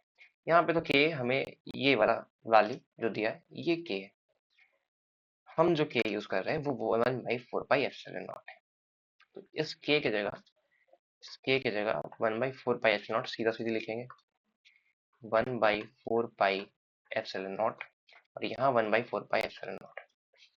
तो 4 से 4 कैंसिल हो जाएगा, पाई से पाई कैंसिल हो जाएगा, एंड इट इज ट्रू कि जस्ट आउटसाइड बी, या फिर जस्ट आउटसाइड बी को जब पोटेंशियल निकाला जाए तो k बाई एप्सिलॉन नॉट आता है जब r 3/2 हो। So option B is absolutely correct, है कि नहीं? ऑप्शन बी बिल्कुल सही है। चार्ज डिस्ट्रीब्यूशन का बहुत तगड़ा क्वेश्चन है ये, जहाँ पे हम सबसे पहले टोटल चार्ज निकालना सीखे और साथ साथ में इसके इसके साथ साथ ये भी सीखे कि डिफरेंट डिफरेंट चार्ज डिस्ट्रीब्यूशन पे डिफरेंट डिफरेंट पॉइंट पे पोटेंशियल या इलेक्ट्रिक फील्ड कैसा निकाला जाए। आर बी जब 2 है तो टोटल चार्ज 15k पाई के है कि नहीं। सिंपल है निकालना ये बात, क्योंकि Q total Q A plus Q B के बराबर है और क्यू ए पाई के है, और क्यू बी में जब आर बी की जगह इस बार 2 रखेंगे तो क्या आएगा, 2 2 4, 4 माइनस 1 3 और 3 इंटू 4 12, 12 पाई के। एंड इट इज रॉन्ग, 13 पाई के टोटल चार्ज है और वहां जो ऑप्शन में दिया है वो 15 पाई के दिया है, तो ऐसा बिल्कुल गलत है। टोटल चार्जेस 13 पाई के जब आर बी 2 रखें। नेक्स्ट ऑप्शन कहता है आर बी 5/2 हो तो मैग्नीट्यूड ऑफ इलेक्ट्रिक फील्ड क्या होगा just outside B. Electric field जब आर बी 5/2 रखें तो तो आर बी 5/2 रखें, सी रॉन्ग, डी चेक कर रहे हैं। आर बी जब 5/2 रखें तो क्यू टोटल जो आएगा पाई के प्लस 4 पाई के इंटू 25/4 - 1, और ये अपने को मिलेगा पाई के प्लस 4 माइनस 25 21 पाई के, this will give me 22 pi के, है कि नहीं? 4 से 4 कैंसिल कर दिए, जो जो आंसर बचा वो आया 22 पाई के। 22 पाई के और निकालना है electric field at the surface. तो electric field at the surface निकालना है तो इलेक्ट्रिक फील्ड का जनरल फॉर्मूला लगेगा, that is k q by r square, and q is the total charge. Total charge 22 pi के पुट करेंगे, है ना। k की जगह 1/4 पाई एप्सिलॉन नॉट और r स्क्वायर की जगह आर बी का स्क्वायर, क्योंकि सेंटर से कौन सा डिस्टेंस पे निकालना है, सेंटर से सरफेस पे जाना है, सरफेस का सेंटर से डिस्टेंस आर बी है। आर बी 5/2 दिया हुआ है, तो पुट करेंगे वैल्यूज और इलेक्ट्रिक फील्ड निकालेंगे। 1/4 पाई एप्सिलॉन नॉट बाई 5 का स्क्वायर इज 25, 2 का स्क्वायर इज 4 इंटू 22 पाई के। पाई से पाई कैंसिल हो गया, 4 से 4 कैंसिल हो गया, 22k by 25 epsilon not is the answer. क्या ऐसा कुछ है? 13 पाई के बाई एप्सिलॉन नॉट, 22 पाई के 22 के बाई एप्सिलॉन 25 एप्सिलॉन नॉट, के क्यू बाई आर स्क्वायर। यहाँ तक सब कुछ सही? हाँ बिल्कुल सही। 22 के बाई 25 एप्सिलॉन नॉट आना चाहिए था, पर यहाँ पे जो ऑप्शन में दिया है वो 13 पाई के बाई एप्सिलॉन नॉट दिया है, दैट इज एब्सोल्युटली रॉन्ग। सिर्फ ऑप्शन बी ही सही है। तो अगर हम ऐसे कर पाए तो बिल्कुल सही है। इसके बाद चलेंगे सॉलिड एंगल के कंसेप्ट पे। सॉलिड एंगल का कंसेप्ट और भी इंपॉर्टेंट है। सॉलिड एंगल का कंसेप्ट कहाँ से स्टार्ट होता है? सबसे पहले हमें ये समझना है कि सॉलिड एंगल डिफाइन क्यों करना पड़ा। जब मैंने 2D रीजन में दो लाइन बनाया तो इसके बीच में अगर एंगल थीटा था और रेडियस इसका आर था, तो ये 2D रीजन कुछ नहीं बल्कि एक सर्कल ही है। तो ये जो रीजन है इसका इसका जो ये लेंथ है ये डिफाइन कैसे किए, आर इंटू थीटा। पर यही चीज जब स्फीयर में कर रहे थे, जब एक स्फेरिकल सरफेस में कर रहे थे, स्फेरिकल सरफेस क्योंकि एक 3D सरफेस है, जब दो लाइन बनाता हूँ तो यहाँ पे इमेजिन करो कि यहाँ पे एक सर्कल जैसा कुछ एक पार्ट बनेगा, और ये सर्कल जैसा जो पार्ट होगा उसके ऊपर ये कुछ एक कैप रीजन होगा। क्या होगा? ये कैप रीजन, ठीक है। इस कैप रीजन, हाँ, ये कुछ एक कैप रीजन बनेगा और ये जो पार्ट है इसी को कहे सॉलिड एंगल। अब यहाँ ये जो एंगल है ये एक्चुअली में थीटा नहीं है, ये सॉलिड एंगल है, ठीक है। सॉलिड एंगल को डिफाइन कैसे किया जाए? सॉलिड एंगल को डिफाइन करते हैं 2 pi into 1 minus cos theta. Theta क्या है? थीटा जब सेंटर ऑफ द स्फीयर से जब सेंटर ऑफ द स्फीयर से जब सेंटर ऑफ द स्फीयर से सेंटर ऑफ द सर्कल जब सेंटर ऑफ द सर्कल पे ज्वाइन किया जाए, है ना, तो ये जो ट्राइंगल बना यहाँ, ये जो थीटा एंगल बना यहाँ, ये कहलाता है हाफ एंगल। और यही थीटा डिफाइन करता है हमारे इस पूरे पूरे एंगल को, दैट इज सॉलिड एंगल। हमारे इस पूरे एंगल को जो सॉलिड एंगल कहलाता है, ठीक। तो अगर इसको वापस से फिगर में समझें तो ये दो पॉइंट है कहीं भी स्फीयर में, जिसके वजह से यहाँ पे एक सर्कल सा कुछ बन रहा होगा। सर्कल सा बनने के बाद इस पॉइंट से सर्कल पे सर्कल का कुछ रेडियस भी होगा, और ये रेडियस है स्फीयर का, ये सर्कल का रेडियस।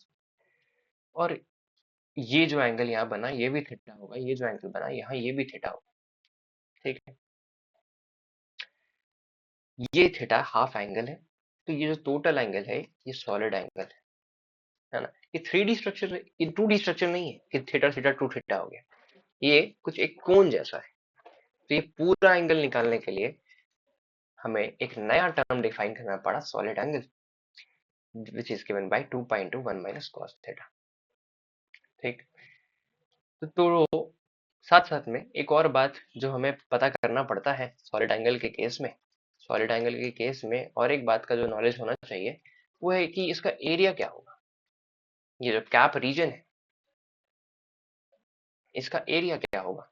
ये जो सर्कुलर पार्ट है इसके ऊपर तो एक कैप का रीजन भी तो है कि नहीं, ऐसा आइसक्रीम जैसा। इसका एरिया क्या होगा, इसका एरिया निकालने के लिए टू जो फॉर्मूला मिला वो मिला 2 pi radius of the sphere square by into 1 minus cos theta. और एरिया और सॉलिड एंगल में एक रिलेशन बैठाओ तो क्या बैठता है, that area is equals to R square into solid angle, ठीक है। अगर इतनी बातें हमें क्लियर है, अगर हम समझ गए सॉलिड एंगल क्या होता है, अगर हम समझ गए कैप का एरिया कैसे डिफाइन किए, और एरिया और सॉलिड एंगल के बीच में क्या रिलेशन, ठीक है, और अगर हम समझे कि हाफ एंगल क्या है, तो नेक्स्ट चलते हैं और इसी के बेस पे एक फ्लक्स का क्वेश्चन करते हैं।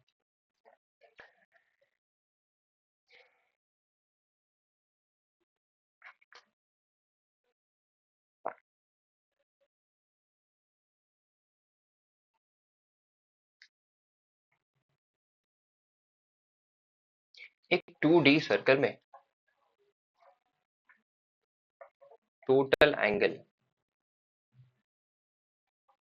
सर्कल में जो होता है वो होता है 2 पाई, दैट इज 360 डिग्री।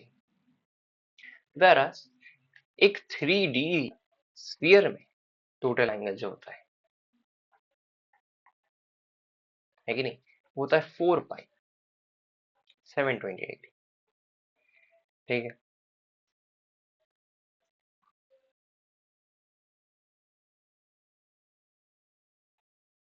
और क्या क्या समझे, sphere circle, if theta is the angle तो जो आर्क बना इसका लेंथ आया आर थीटा।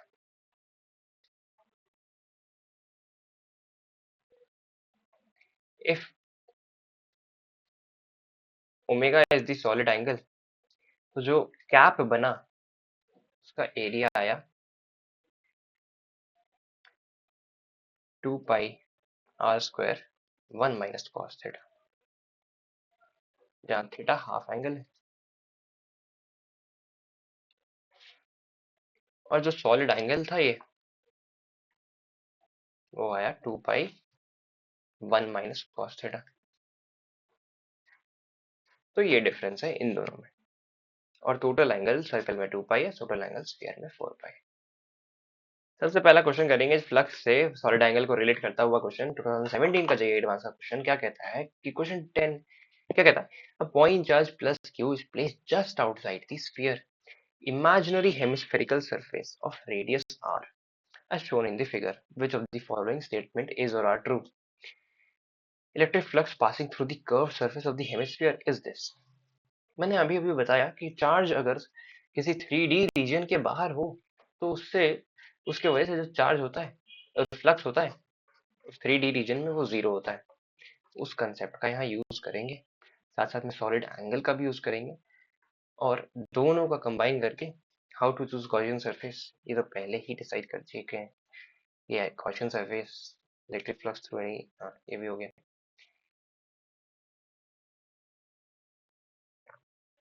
ठीक है। तो सबसे पहले मेरी एक बात समझो, क्यू एक चार्ज है, अगर ये एक हेमिस्फीयर है, हेमिस्फीयर मतलब आधा स्फीयर, और ये उसका बेस है। तो इस बेस पे, तो इस चार्ज की वजह से कुछ एक इलेक्ट्रिक फील्ड लाइंस निकल रहा होगा इस तरह से। अब जो भी इलेक्ट्रिक फील्ड लाइंस के कर्व सरफेस से पास करेगा, वही इलेक्ट्रिक फील्ड लाइंस इसके बेस से भी निकलेगा। अगर मैं इसको ऊपर से कुछ इमेजिन करूं तो यहाँ पे क्यू चार्ज है, और इसके फील्ड लाइंस जितने कर्व सरफेस से पास कर रहे हैं, वही उसके बेस से निकल भी जा रहे हैं। ठीक है, तो टोटल फ्लक्स जो एंटर कर रहा है ना, जो इलेक्ट्रिक फील्ड लाइंस जितना एंटर कर रहा है, उतना ही बाहर भी निकल जा रहा है, जो टोटल फ्लक्स है 0।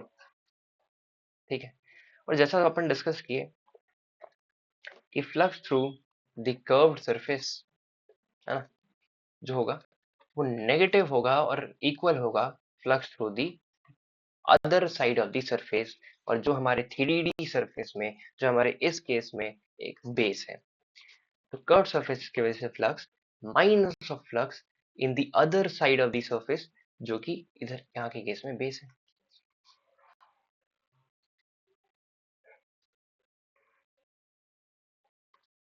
तो total flux is given by phi curve plus phi of base. जितना फ्लक्स कर्व के वजह से एंटर कर रहा है, जितना फ्लक्स कर्व जो बेस से एग्जिट कर रहा है। फ्लक्स कर्व से जो एंटर कर रहा है वो नेगेटिव है, फ्लक्स बेस से जो एग्जिट कर रहा है वो पॉजिटिव है, और टोटल फ्लक्स 0 है। ठीक है, और दोनों क्योंकि इक्वल है और अपोजिट है, इसलिए ही 0 हुआ है। अब हमें पूछा क्वेश्चन में कर्व्ड सरफेस की वजह से फ्लक्स निकालो, पे बेस को हटा दो। हम क्या करेंगे कि हम जानते हैं कि बेस पे जितना फ्लक्स है उतना ही फ्लक्स कर्व्ड सरफेस पे भी है। हम बेस से फ्लक्स निकाल लेंगे और कर्व्ड, और बोलेंगे कि कर्व्ड सरफेस से भी उतना ही फ्लक्स पास कर रहा होगा, बस नेगेटिव साइन बिठा करके। तो बेस जिस, यहाँ पे चार्ज क्यू है, बेस से यहाँ पे यहाँ तक डिस्टेंस लेट्स सपोज एक्स है, ये डिस्टेंस आर है, ये डिस्टेंस आर है, और ये डिस्टेंस जो बेस का डिस्टेंस है ये भी आर है ना।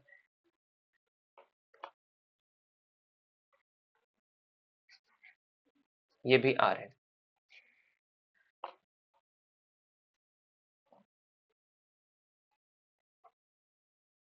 तो इस क्यू की वजह से इसके थ्रू कितना फ्लक्स पास कर रहा होगा, ये निकालने के लिए सबसे पहले मुझे सॉलिड एंगल बनाना पड़ेगा। ये जो कर्व्ड सरफेस है, ये किस स्फीयर का पार्ट है। एक स्फीयर बनाएंगे जहां पे चार्ज क्यू को सेंटर में रखेंगे। ठीक है, और एक्स डिस्टेंस उसका रेडियस होगा इस स्फीयर का। ये स्फीयर कैसा स्फीयर है, ये स्फीयर एक गॉसियन स्फीयर है। ध्यान दो, मैंने बताया कि गॉसियन स्फीयर का एक खासियत है कि उस स्फीयर के हर एक सरफेस पे हर एक पॉइंट पे इलेक्ट्रिक फील्ड सेम होना चाहिए। इस क्यू चार्ज को अगर मैं बीच में ना रखूं, अगर मैं इस क्यू चार्ज को बीच में ना रखूं, इस क्यू चार्ज से इस पॉइंट तक का रेडियस एक्स ना लूं, तो इस क्यू चार्ज की वजह से जो इस सरफेस पे हर एक पॉइंट पे इलेक्ट्रिक फील्ड होगा वो अलग अलग होगा। इसको सेंटर में रखना ही होगा मुझे, अगर मैं चाहता हूं कि सरफेस पे हर एक पॉइंट पे इलेक्ट्रिक फील्ड सेम हो, है कि नहीं। ठीक है, तो एक गॉसियन सरफेस बनाए जहाँ पे क्यू बीच में रखे और एक्स रेडियस लिए, और ये जो पार्ट है ये बेस इस स्फीयर के ही अंदर है, और ये जो रीजन है ये रीजन कैप है। इनिशियल हमारा फिगर था हेमिस्फीयर, और यहाँ चार्ज क्यों था, इस चार्ज की वजह से इलेक्ट्रिक फ्लक्स हमें इस बेस से निकालना है। इस बेस से जो इलेक्ट्रिक फ्लक्स पास कर रहा होगा, वही तो इस कैप से भी पास कर रहा होगा। Flux through base is equal to flux through cap. ठीक है,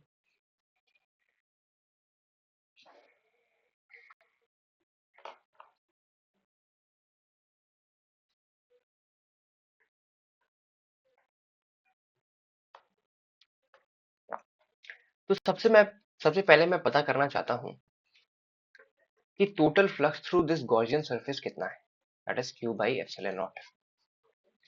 उसके बाद इस कैप वाले रीजन से फ्लक्स कितना है, ये पता करने के लिए मुझे ये पता करना पड़ेगा कि ये कैप वाला रीजन टोटल का कितना पार्ट है। अगर total total angle total angle of a sphere जैसे अभी डिस्कस किए, अगर वो 4 पाई है तो ये कितना है, इसके लिए मुझे सॉलिड एंगल निकालना पड़ेगा इस कैप का। इस कैप का सॉलिड एंगल निकालने के लिए सबसे पहला जो चीज मुझे फाइंड करना पड़ेगा वो है half angle. Half angle find करने के लिए ये वाला ट्राइंगल ले लेंगे, और कॉस थीटा फाइंड अगर करना है तो कॉस थीटा कैसे मिलेगा, it will be given by R by X. या फिर ध्यान दो कि मैं कॉस थीटा नहीं पता करके tan थीटा देखूं, तो tan थीटा बहुत क्लियरली दिख रहा है, आर बाई आर है, और tan theta R by R है अगर, तो tan थीटा 1 है और थीटा 45 है। तो cos 45 होगा, cos थीटा की जगह 1 बाई रूट 2 लिखेंगे, where theta is the half angle. Theta is the half angle, यही हाफ एंगल। सेंटर से दो दो लाइन बनाए, दो लाइन से जो सर्कल बना, सर्कल के मिड पॉइंट से इस ट्राइंगल में जो हाफ एंगल मिला वही थीटा है। इस ये थीटा अगर हाफ एंगल आ गया तो अब निकाल सकते हैं पूरा का पूरा ये सॉलिड एंगल कितना है। पूरा का पूरा सॉलिड एंगल निकाल लेंगे तो हमें पता चल जाएगा कि ये कितना पार्ट है, ये कैप कितना पार्ट है पूरे सर्कल का, है कि नहीं। तो करते हैं, नेक्स्ट पेज में चलते हैं और इसको सॉल्व करते हैं।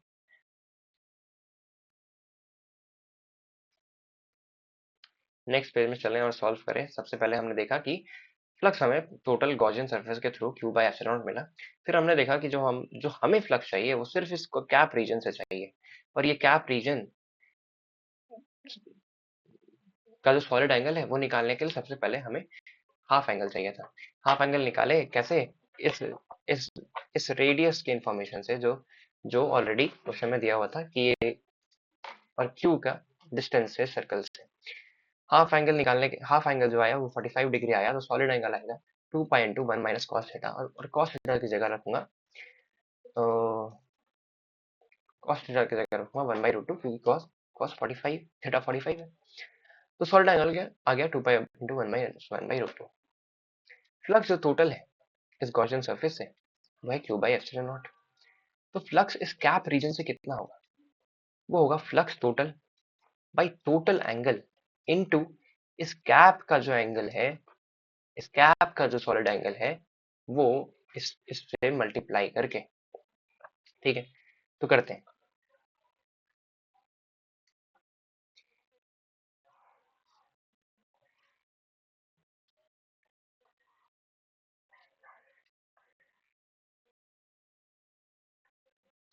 ध्यान दो,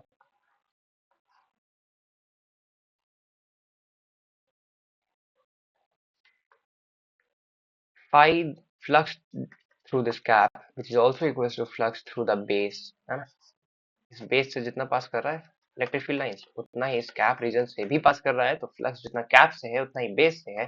फ्लक्स जो कैप से है वो है q total that is given by q by epsilon naught by 4 pi into pi के ओमेगा कितना आया 2 pi into 1 minus root 2, 2 pi into 1 minus 1 by root 2। 2 pi से 4 पाई कैंसिल होगा, 2 आएगा, और 5 through base will be q by 2 epsilon naught into 1 minus 1 by root 2।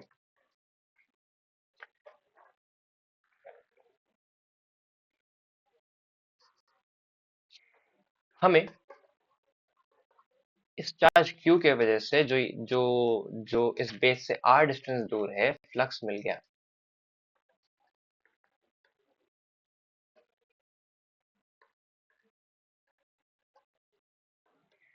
Flux इस base से कितना एग्जिट कर रहा है वो है q by 2 epsilon naught into 1 minus root 2। इसके ऊपर एक कर्व्ड हेमिस्फेरिकल रीजन था, ये इतना ही फ्लक्स इस कर्व्ड हेमिस्फेरिकल रीजन से इस q चार्ज की वजह से एंटर भी किया होगा। तो flux through this curved surface will be, क्योंकि फ्लक्स यहाँ से एंटर किया तो फ्लक्स नेगेटिव है पर इक्वल है जितना एग्जिट कर रहा है उसके। तो जो एग्जिट कर रहा है वो 5 बेस से कर रहा है, जितना एंटर कर रहा है वो कर्व सरफेस से कर रहा है। 5 बेस से जो फ्लक्स आया q/2 एप्सिलॉन into 1 - 1/√2 आया। 5 जो कर्व सरफेस से होगा वो -q/2 एप्सिलॉन into 1 - 1/√2 होगा।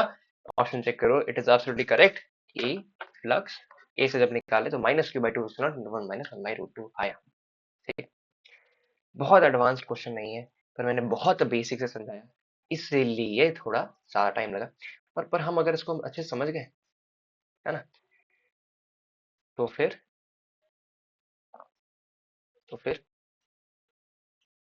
टाइम वेस्ट नहीं हुआ, तो फिर ये सक्सेसफुल रहा। टोटल फ्लक्स जो निकालना है through the curve surface and the flat surface is 0। ये बाय डेफिनेशन हम जानते हैं कि क्यू अगर बाहर हो और 3D रीजन से फ्लक्स निकालना हो टोटल फ्लक्स तो 0 ही होता है, क्योंकि जितना फ्लक्स अंदर जा रहा है उतना ही बाहर भी निकल रहा है। तो दोनों का मैग्नीट्यूड तो इक्वल होगा बट डायरेक्शन उल्टा होगा, है ना। The component of the electric field normal to the flat surface is constant over the surface. क्या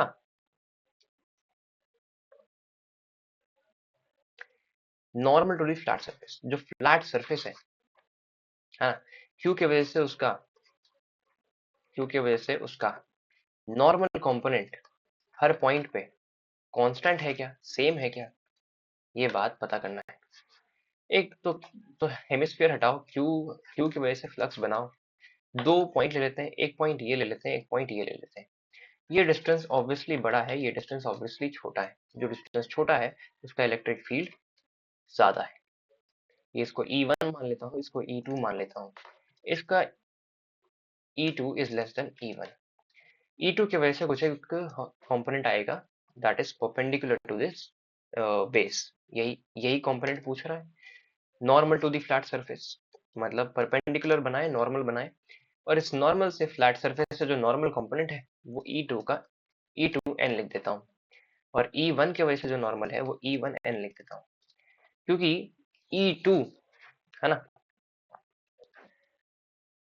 E2 का जो नॉर्मल कंपोनेंट है E2 क्योंकि E1 से छोटा है तो E2 का नॉर्मल कंपोनेंट भी E1 के नॉर्मल कंपोनेंट से छोटा ही होगा। देयर इज नो रीजन कि हम ऐसा कहें कि इलेक्ट्रिक फील्ड दो पॉइंट में इस बेस पे in the perpendicular distance constant होगा। ऐसा कहने का कोई रीजन नहीं है, दिस इज रॉन्ग। ये भी गलत है, ये भी गलत है। Circumference of the flat surface is an equipotential surface, का ये बात सही है। हमें कहता है कि सर्कमफेरेंस, ध्यान देना क्वेश्चन ने एक यहाँ पे ट्रिक किया। इस पूरे रीजन को नहीं कह रहा है वो इक्विपोटेंशियल सरफेस, बोल रहा है इस क्यू चार्ज की वजह से क्या इसका सर्कमफेरेंस मतलब आउटर पार्ट, क्या इसका आउटर सारा पार्ट एक इक्विपोटेंशियल सरफेस है क्या? बिल्कुल है। अगर मैं इसको ऊपर से देखूं तो क्यू से सारे लाइंस, क्यू सेंटर से ऊपर है आर डिस्टेंस, और क्यू से सारे लाइंस इस सर्कल पे इक्वल डिस्टेंस में ही जा रहे हैं, इक्वल डिस्टेंस में ही। ठीक है, तो क्यू की वजह से हर एक पॉइंट पे पोटेंशियल सेम होगा और साथ साथ में इलेक्ट्रिक फील्ड भी परपेंडिकुलर होगा। सर्कमफेरेंस से इलेक्ट्रिक फील्ड परपेंडिकुलर हो, इस पॉइंट से इलेक्ट्रिक फील्ड परपेंडिकुलर हो, इसका क्या मतलब है? इस पॉइंट पे एक टैंजेंट बनाया जाए, इस टैंजेंट से क्यू के वजह से इस पॉइंट पे जो पोटेंशियल है, क्यू के वजह से इस पॉइंट पे जो इलेक्ट्रिक फील्ड है वो इस डायरेक्शन में है, तो क्या ये 90 डिग्री है? बिल्कुल है। फिर से एक क्यू की वजह से नीचे अगर एक सर्कल है, तो क्यू की वजह से जो इलेक्ट्रिक फील्ड होगा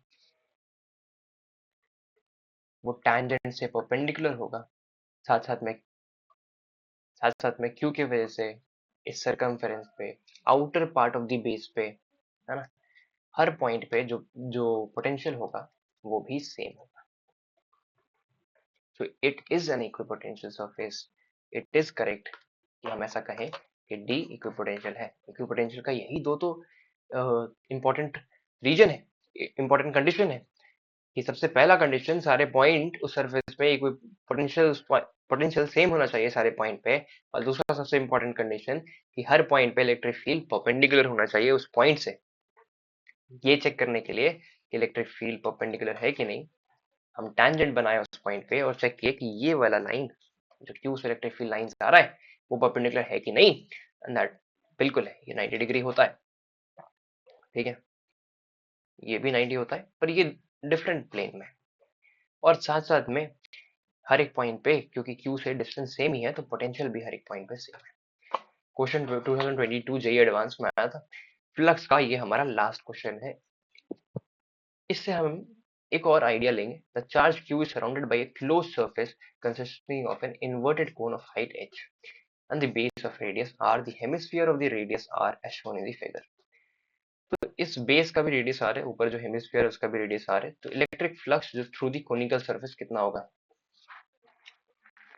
अब ध्यान दो, चार्ज यहाँ बीच में रखूं और यहाँ एक कोनिकल सरफेस बनाऊं, ये ऊपर वाला हेमिस्फीयर हटा ही देते हैं, मानते हैं था ही नहीं, ऊपर एक और हेमिस्फीयर बनाते हैं।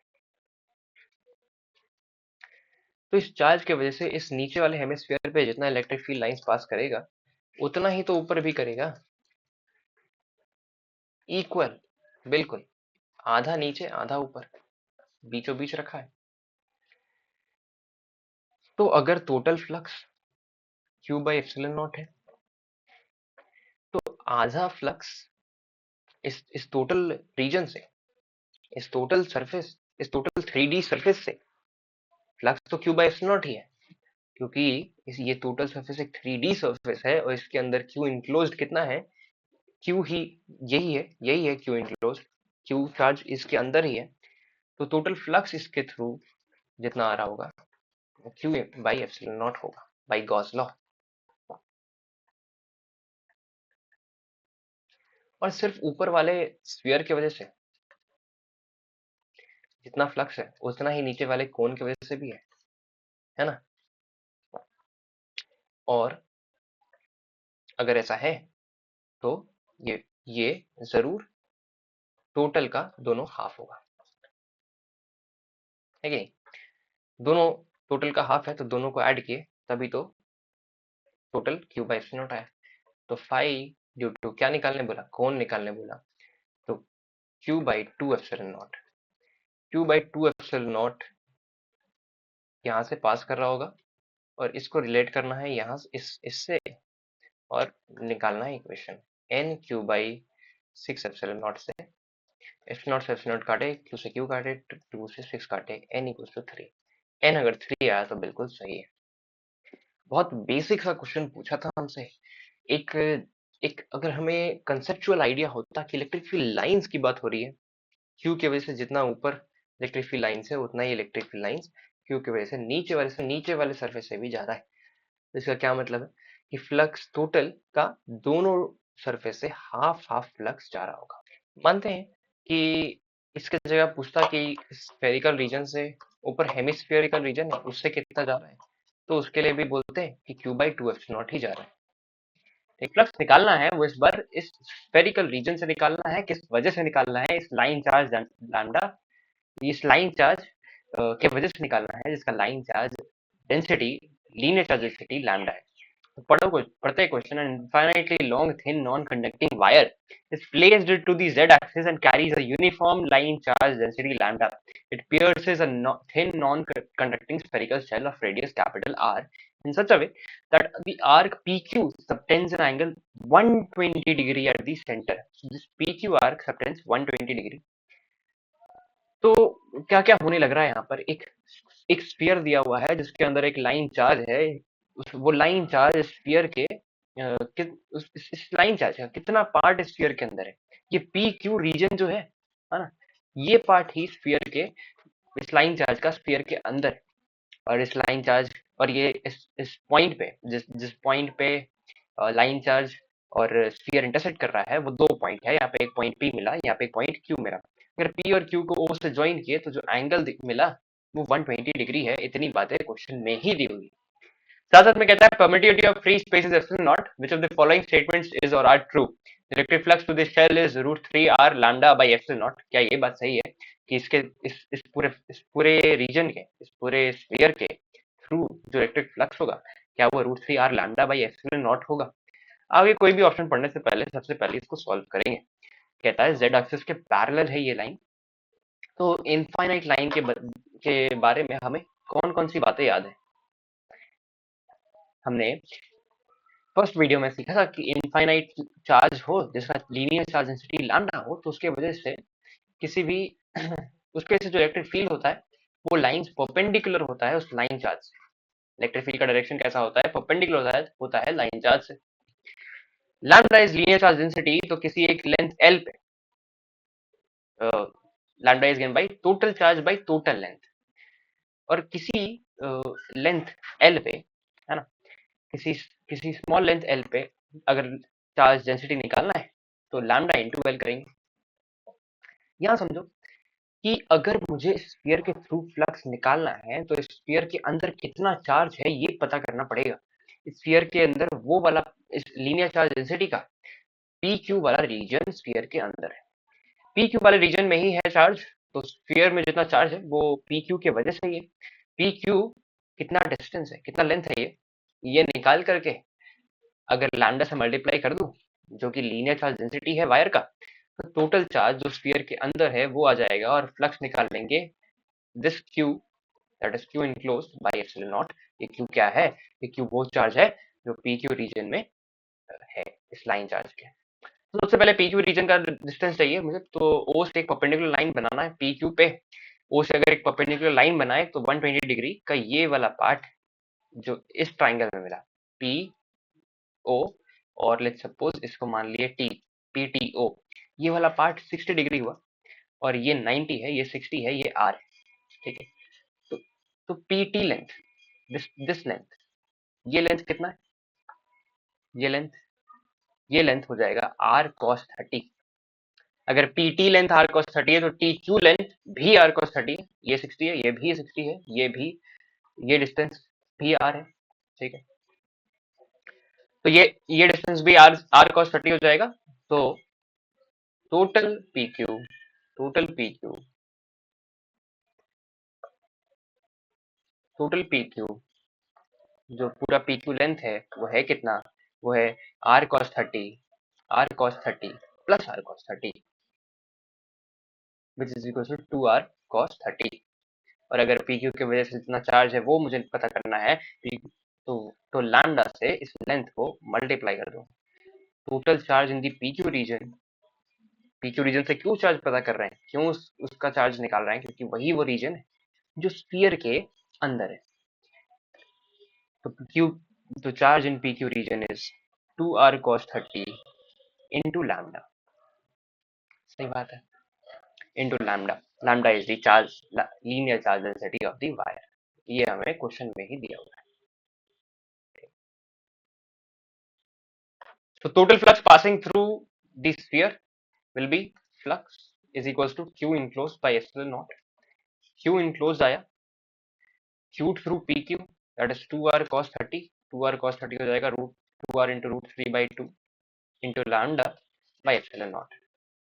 तो 2 से 2 कैंसिल हुआ, और फ्लक्स जो इस स्फीयर के अंदर है, हाँ, वो आया r√3 lambda by epsilon not. ठीक है, हम यहाँ समझे कि कैसे स्फीयर के अंदर पी क्यू रीजन की वजह से चार्ज होने वाला था, और क्योंकि सिर्फ पी क्यू रीजन ही है जो स्फीयर के अंदर है, तो वही चार्ज का कंट्रीब्यूशन दे रहा होगा। और फिर फ्लक्स निकाल लिए Q enclose by epsilon not करके। इलेक्ट्रिक फ्लक्स अगर शेल के अंदर √3r lambda into epsilon not है, बिल्कुल सही है, ऑप्शन ए बिल्कुल सही है। नेक्स्ट चेक करना है कि z component of the electric field is 0 at all points on the surface of the shell. तो z component of the electric field इस लाइन चार्ज से परपेंडिकुलर है। z z डायरेक्शन, ये लाइन है जो जो ये जो हमें लाइन चार्ज से पैरेलल लाइन दिया है, वो वाला लाइन। ये जो लाइन है लाइन चार्ज से जो पैरेलल है, ये हमारे इलेक्ट्रिक फील्ड से परपेंडिकुलर है। तो डेफिनेटली ऐसा बिल्कुल ट्रू है कि z कंपोनेंट में इलेक्ट्रिक फील्ड का कोई भी कंपोनेंट नहीं होगा। z डायरेक्शन में इलेक्ट्रिक फील्ड का कोई भी कंपोनेंट नहीं होगा, सारा का सारा इलेक्ट्रिक फील्ड z डायरेक्शन से परपेंडिकुलर है, लाइन चार्ज से परपेंडिकुलर है। B is absolutely correct. Electric flux through the shell is root 2 r lambda, ये नहीं होगा, ये गलत है, ये रूट 3 r लैम्डा होगा। Electric field is normal to the surface of the shell at all points, ये भी गलत है। अगर अपने को कहना है कि इलेक्ट्रिक फील्ड लाइंस एक स्फेरिकल सरफेस से हर पॉइंट पे नॉर्मल है, तो इसका तो ये कौन सा केस होता है, जब चार्ज मिड पॉइंट पे रखा हो और इसकी वजह से जब इलेक्ट्रिक फील्ड रेडियली आउटवर्ड जा रहा हो, ये वो वाला केस होता है जब इलेक्ट्रिक फील्ड लाइंस हर एक पॉइंट से स्फीयर में क्या है, नॉर्मल है। पर यहाँ तो यहाँ जो लाइन चार्ज वायर के वजह से जो इलेक्ट्रिक फील्ड है वो लाइन चार्ज से परपेंडिकुलर है, पर ऐसा बिल्कुल नहीं है कि स्फीयर से हर हर पॉइंट से वो नॉर्मल हो या परपेंडिकुलर हो, ऐसा नहीं है। तो D option is also correct. अगर हमारा बी ए और बी आया तो बिल्कुल सही है। हमने यहाँ समझा कि कैसे पी क्यू लेंथ पे के वजह से स्फीयर पे चार्ज आने वाला था। नेक्स्ट इलेक्ट्रोस्टैटिक में नेक्स्ट और लास्ट कंसेप्ट जो हमें करना है इलेक्ट्रोस्टैटिक का रिविजन खत्म करने के लिए, वो है एसएचएम का कंसेप्ट। एसएचएम के कंसेप्ट को ध्यान से समझेंगे। सबसे पहले एसएचएम कैसे मोशन को कहते हैं, किसी एक बॉडी पे इस तरह का फोर्स लग रहा है कि उसका जो एक्स डायरेक्शन में मोशन है उसके उसके साथ उसका फोर्स का जो रिलेशन है F equals to minus K x आया। अगर F equals to minus K x है और उस बॉडी का लेट सपोज कुछ एक मास m है, तो ma is equals to minus K X लिख सकता हूँ और a is equals to minus K by M into X लिख सकता हूँ। ठीक है, ये जो k बाई एम पार्ट है इसको ओमेगा स्क्वायर भी कहते हैं। k by M is omega square और omega square is equals to k by M. ये ओमेगा स्क्वायर क्या है, ये है एंगुलर फ्रीक्वेंसी। ठीक है, एक सिंपल हार्मोनिक मोशन कैसा मोशन है, एक पीरियोडिक मोशन है। एक पीरियोडिक मोशन जो इस इक्वेशन को सेटिस्फाई करता हो। तो एंगुलर फ्रीक्वेंसी जब आया है ना, इसका इसका इस, ये इसका निकालने का ये रीजन है कि इससे अपन टाइम पीरियड निकालते हैं। किसी भी एक पीरियोडिक मोशन का टाइम पीरियड भी होगा।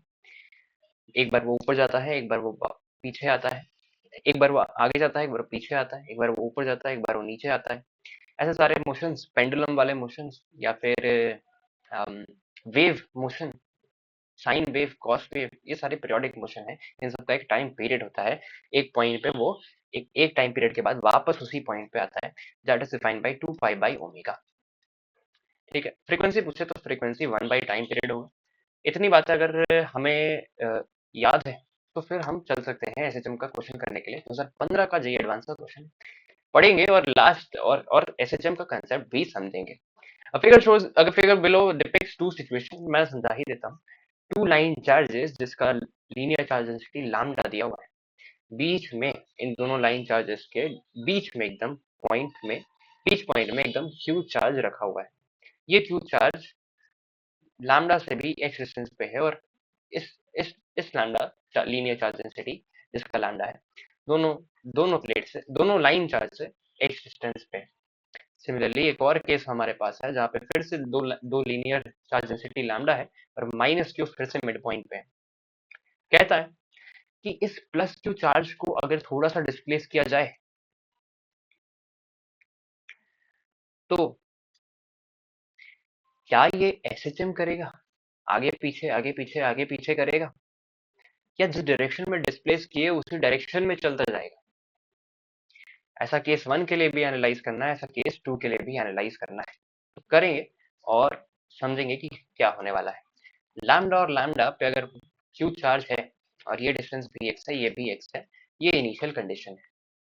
क्यू चार्ज पे लैम्डा की वजह से इस डायरेक्शन में कुछ एक फोर्स होगा और इस लैम्डा की वजह से, है ना, इस डायरेक्शन में कुछ एक फोर्स होगा। एग्जैक्टली अगर लीनियर चार्ज डेंसिटी जिसका लैम्डा हो, है ना, उस पे अगर एक्स डिस्टेंस पे इलेक्ट्रिक फील्ड निकालना है तो वो होता है lambda by 2 pi x into epsilon not, जैसे डिस्कस किए थे पहले भी। और यहाँ पे अगर कोई चार्ज क्यू रखा है तो इस पे जो इस चार्ज पे जितना फोर्स आएगा वो होगा E into Q, where E is the electric field due to this line charge. ये लाइन चार्ज इनफाइनाइटली लॉन्ग है, ऐसा क्वेश्चन में दिया है। Constant infinitely long. ई की जगह लिखेंगे 2 पाई x into epsilon naught into Q. This is the force जो इस पॉइंट चार्ज पे इस लाइन चार्ज की वजह से लग रहा होगा, away from the line charge. Line charge में कैसा कैसा चार्ज का मैग्नीट्यूड है, पॉजिटिव। तो एक्स पॉइंट पे अगर इलेक्ट्रिक फील्ड का डायरेक्शन देखना है तो away from the line charge होगा, ठीक है। अब क्या करते हैं, अब क्या करेंगे कि क्यू को थोड़ा सा डिस्प्लेस कराएंगे डेल्टा एक्स से। क्यू का नया लोकेशन ये है और ये distance x minus delta x है, और इस लाइन चार्ज से पॉइंट चार्ज का distance x plus delta x हो गया। अब जो इस लैम्डा की वजह से इस क्यू पे फोर्स होगा वो इस डायरेक्शन में होगा, ठीक है, और इस लाइन चार्ज की वजह से इस डायरेक्शन। तो एफ नेट निकालने के लिए F due to lambda minus F due to lambda करना पड़ेगा। ये लेट्स सपोज फर्स्ट है और ये सेकंड है, 1 एंड 2। 1 की वजह से जो फोर्स क्यू पे है वो है के Q lambda 2 by 2 pi epsilon not, यहाँ पे एक्स भी होगा, into x minus delta x into Q minus, और लैम्डा 2 जो लीनियर चार्ज डेंसिटी है उसके वजह से जो फोर्स है क्यू पे वो है lambda Q by 2 pi epsilon naught into x plus delta x.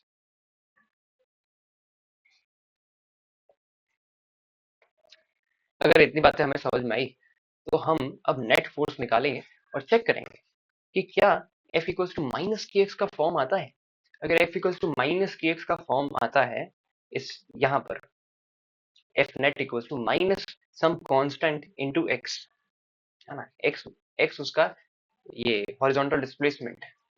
तो ऐसा कुछ अगर फॉर्म आता है तो डेफिनेटली एक एसएचएम मोशन है। कह सकते हैं कि इस केस में जब क्यू चार्ज को थोड़ा सा डिस्प्लेस किया गया तो फिर डेफिनेटली वो एक एसएचएम मोशन कर रहा होगा। सॉल्व करना और फाइंड आउट करना ऐसा होगा कि नहीं, ठीक है। एफ नेट विल बी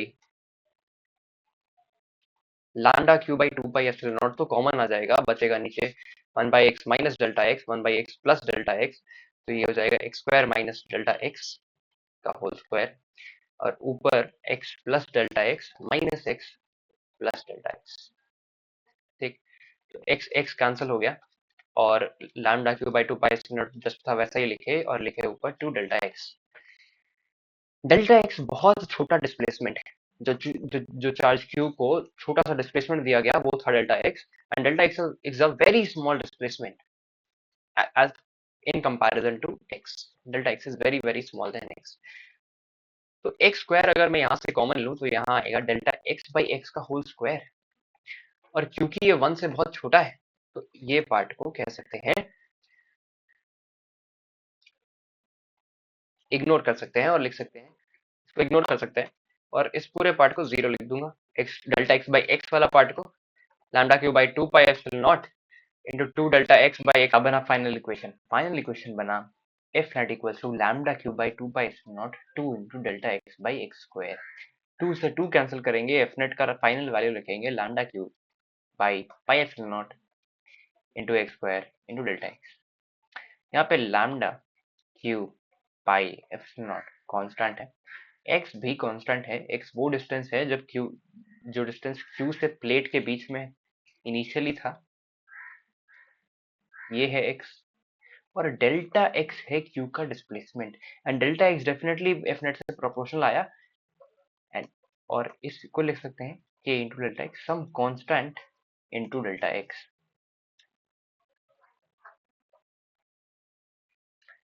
तो अगर F equals to k delta x आता है तो ये कैसा मोशन होता है, ये एसएचएम का मोशन होता है कि नहीं।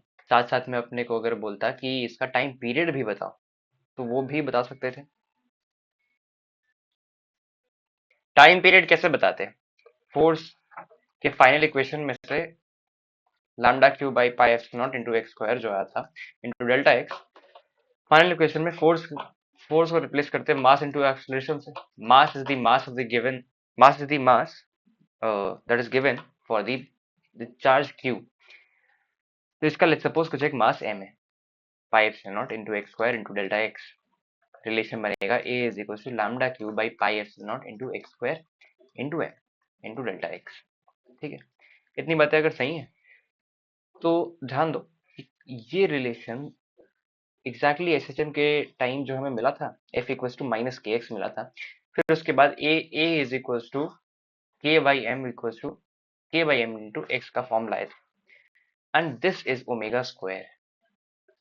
ये जो कांस्टेंट है जो जब एक्सेलरेशन इज इक्वल्स टू के एक्स वाला टर्म आया तो ये जो के है ये जो कांस्टेंट आया यही तो ओमेगा स्क्वायर है, और ये अगर ओमेगा स्क्वायर है तो ओमेगा हो जाएगा root over lambda cube by pi epsilon naught x square into m. और यहाँ से टाइम पीरियड निकालेंगे तो टाइम पीरियड हो जाएगा 2 pi by omega 2 pi by root over of lambda cube by pi epsilon naught into x square into M.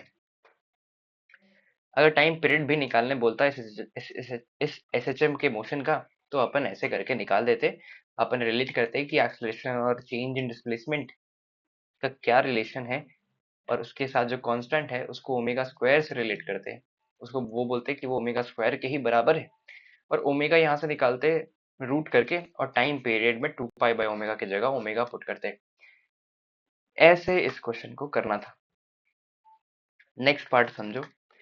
Next part जब जब बीच में चार्ज माइनस क्यू हो और दोनों लाइन चार्ज पे lambda lambda linear charge density है और इसको डेल्टा एक्स से डिस्प्लेस करा जाए तो ये एसएचएम नहीं करेगा।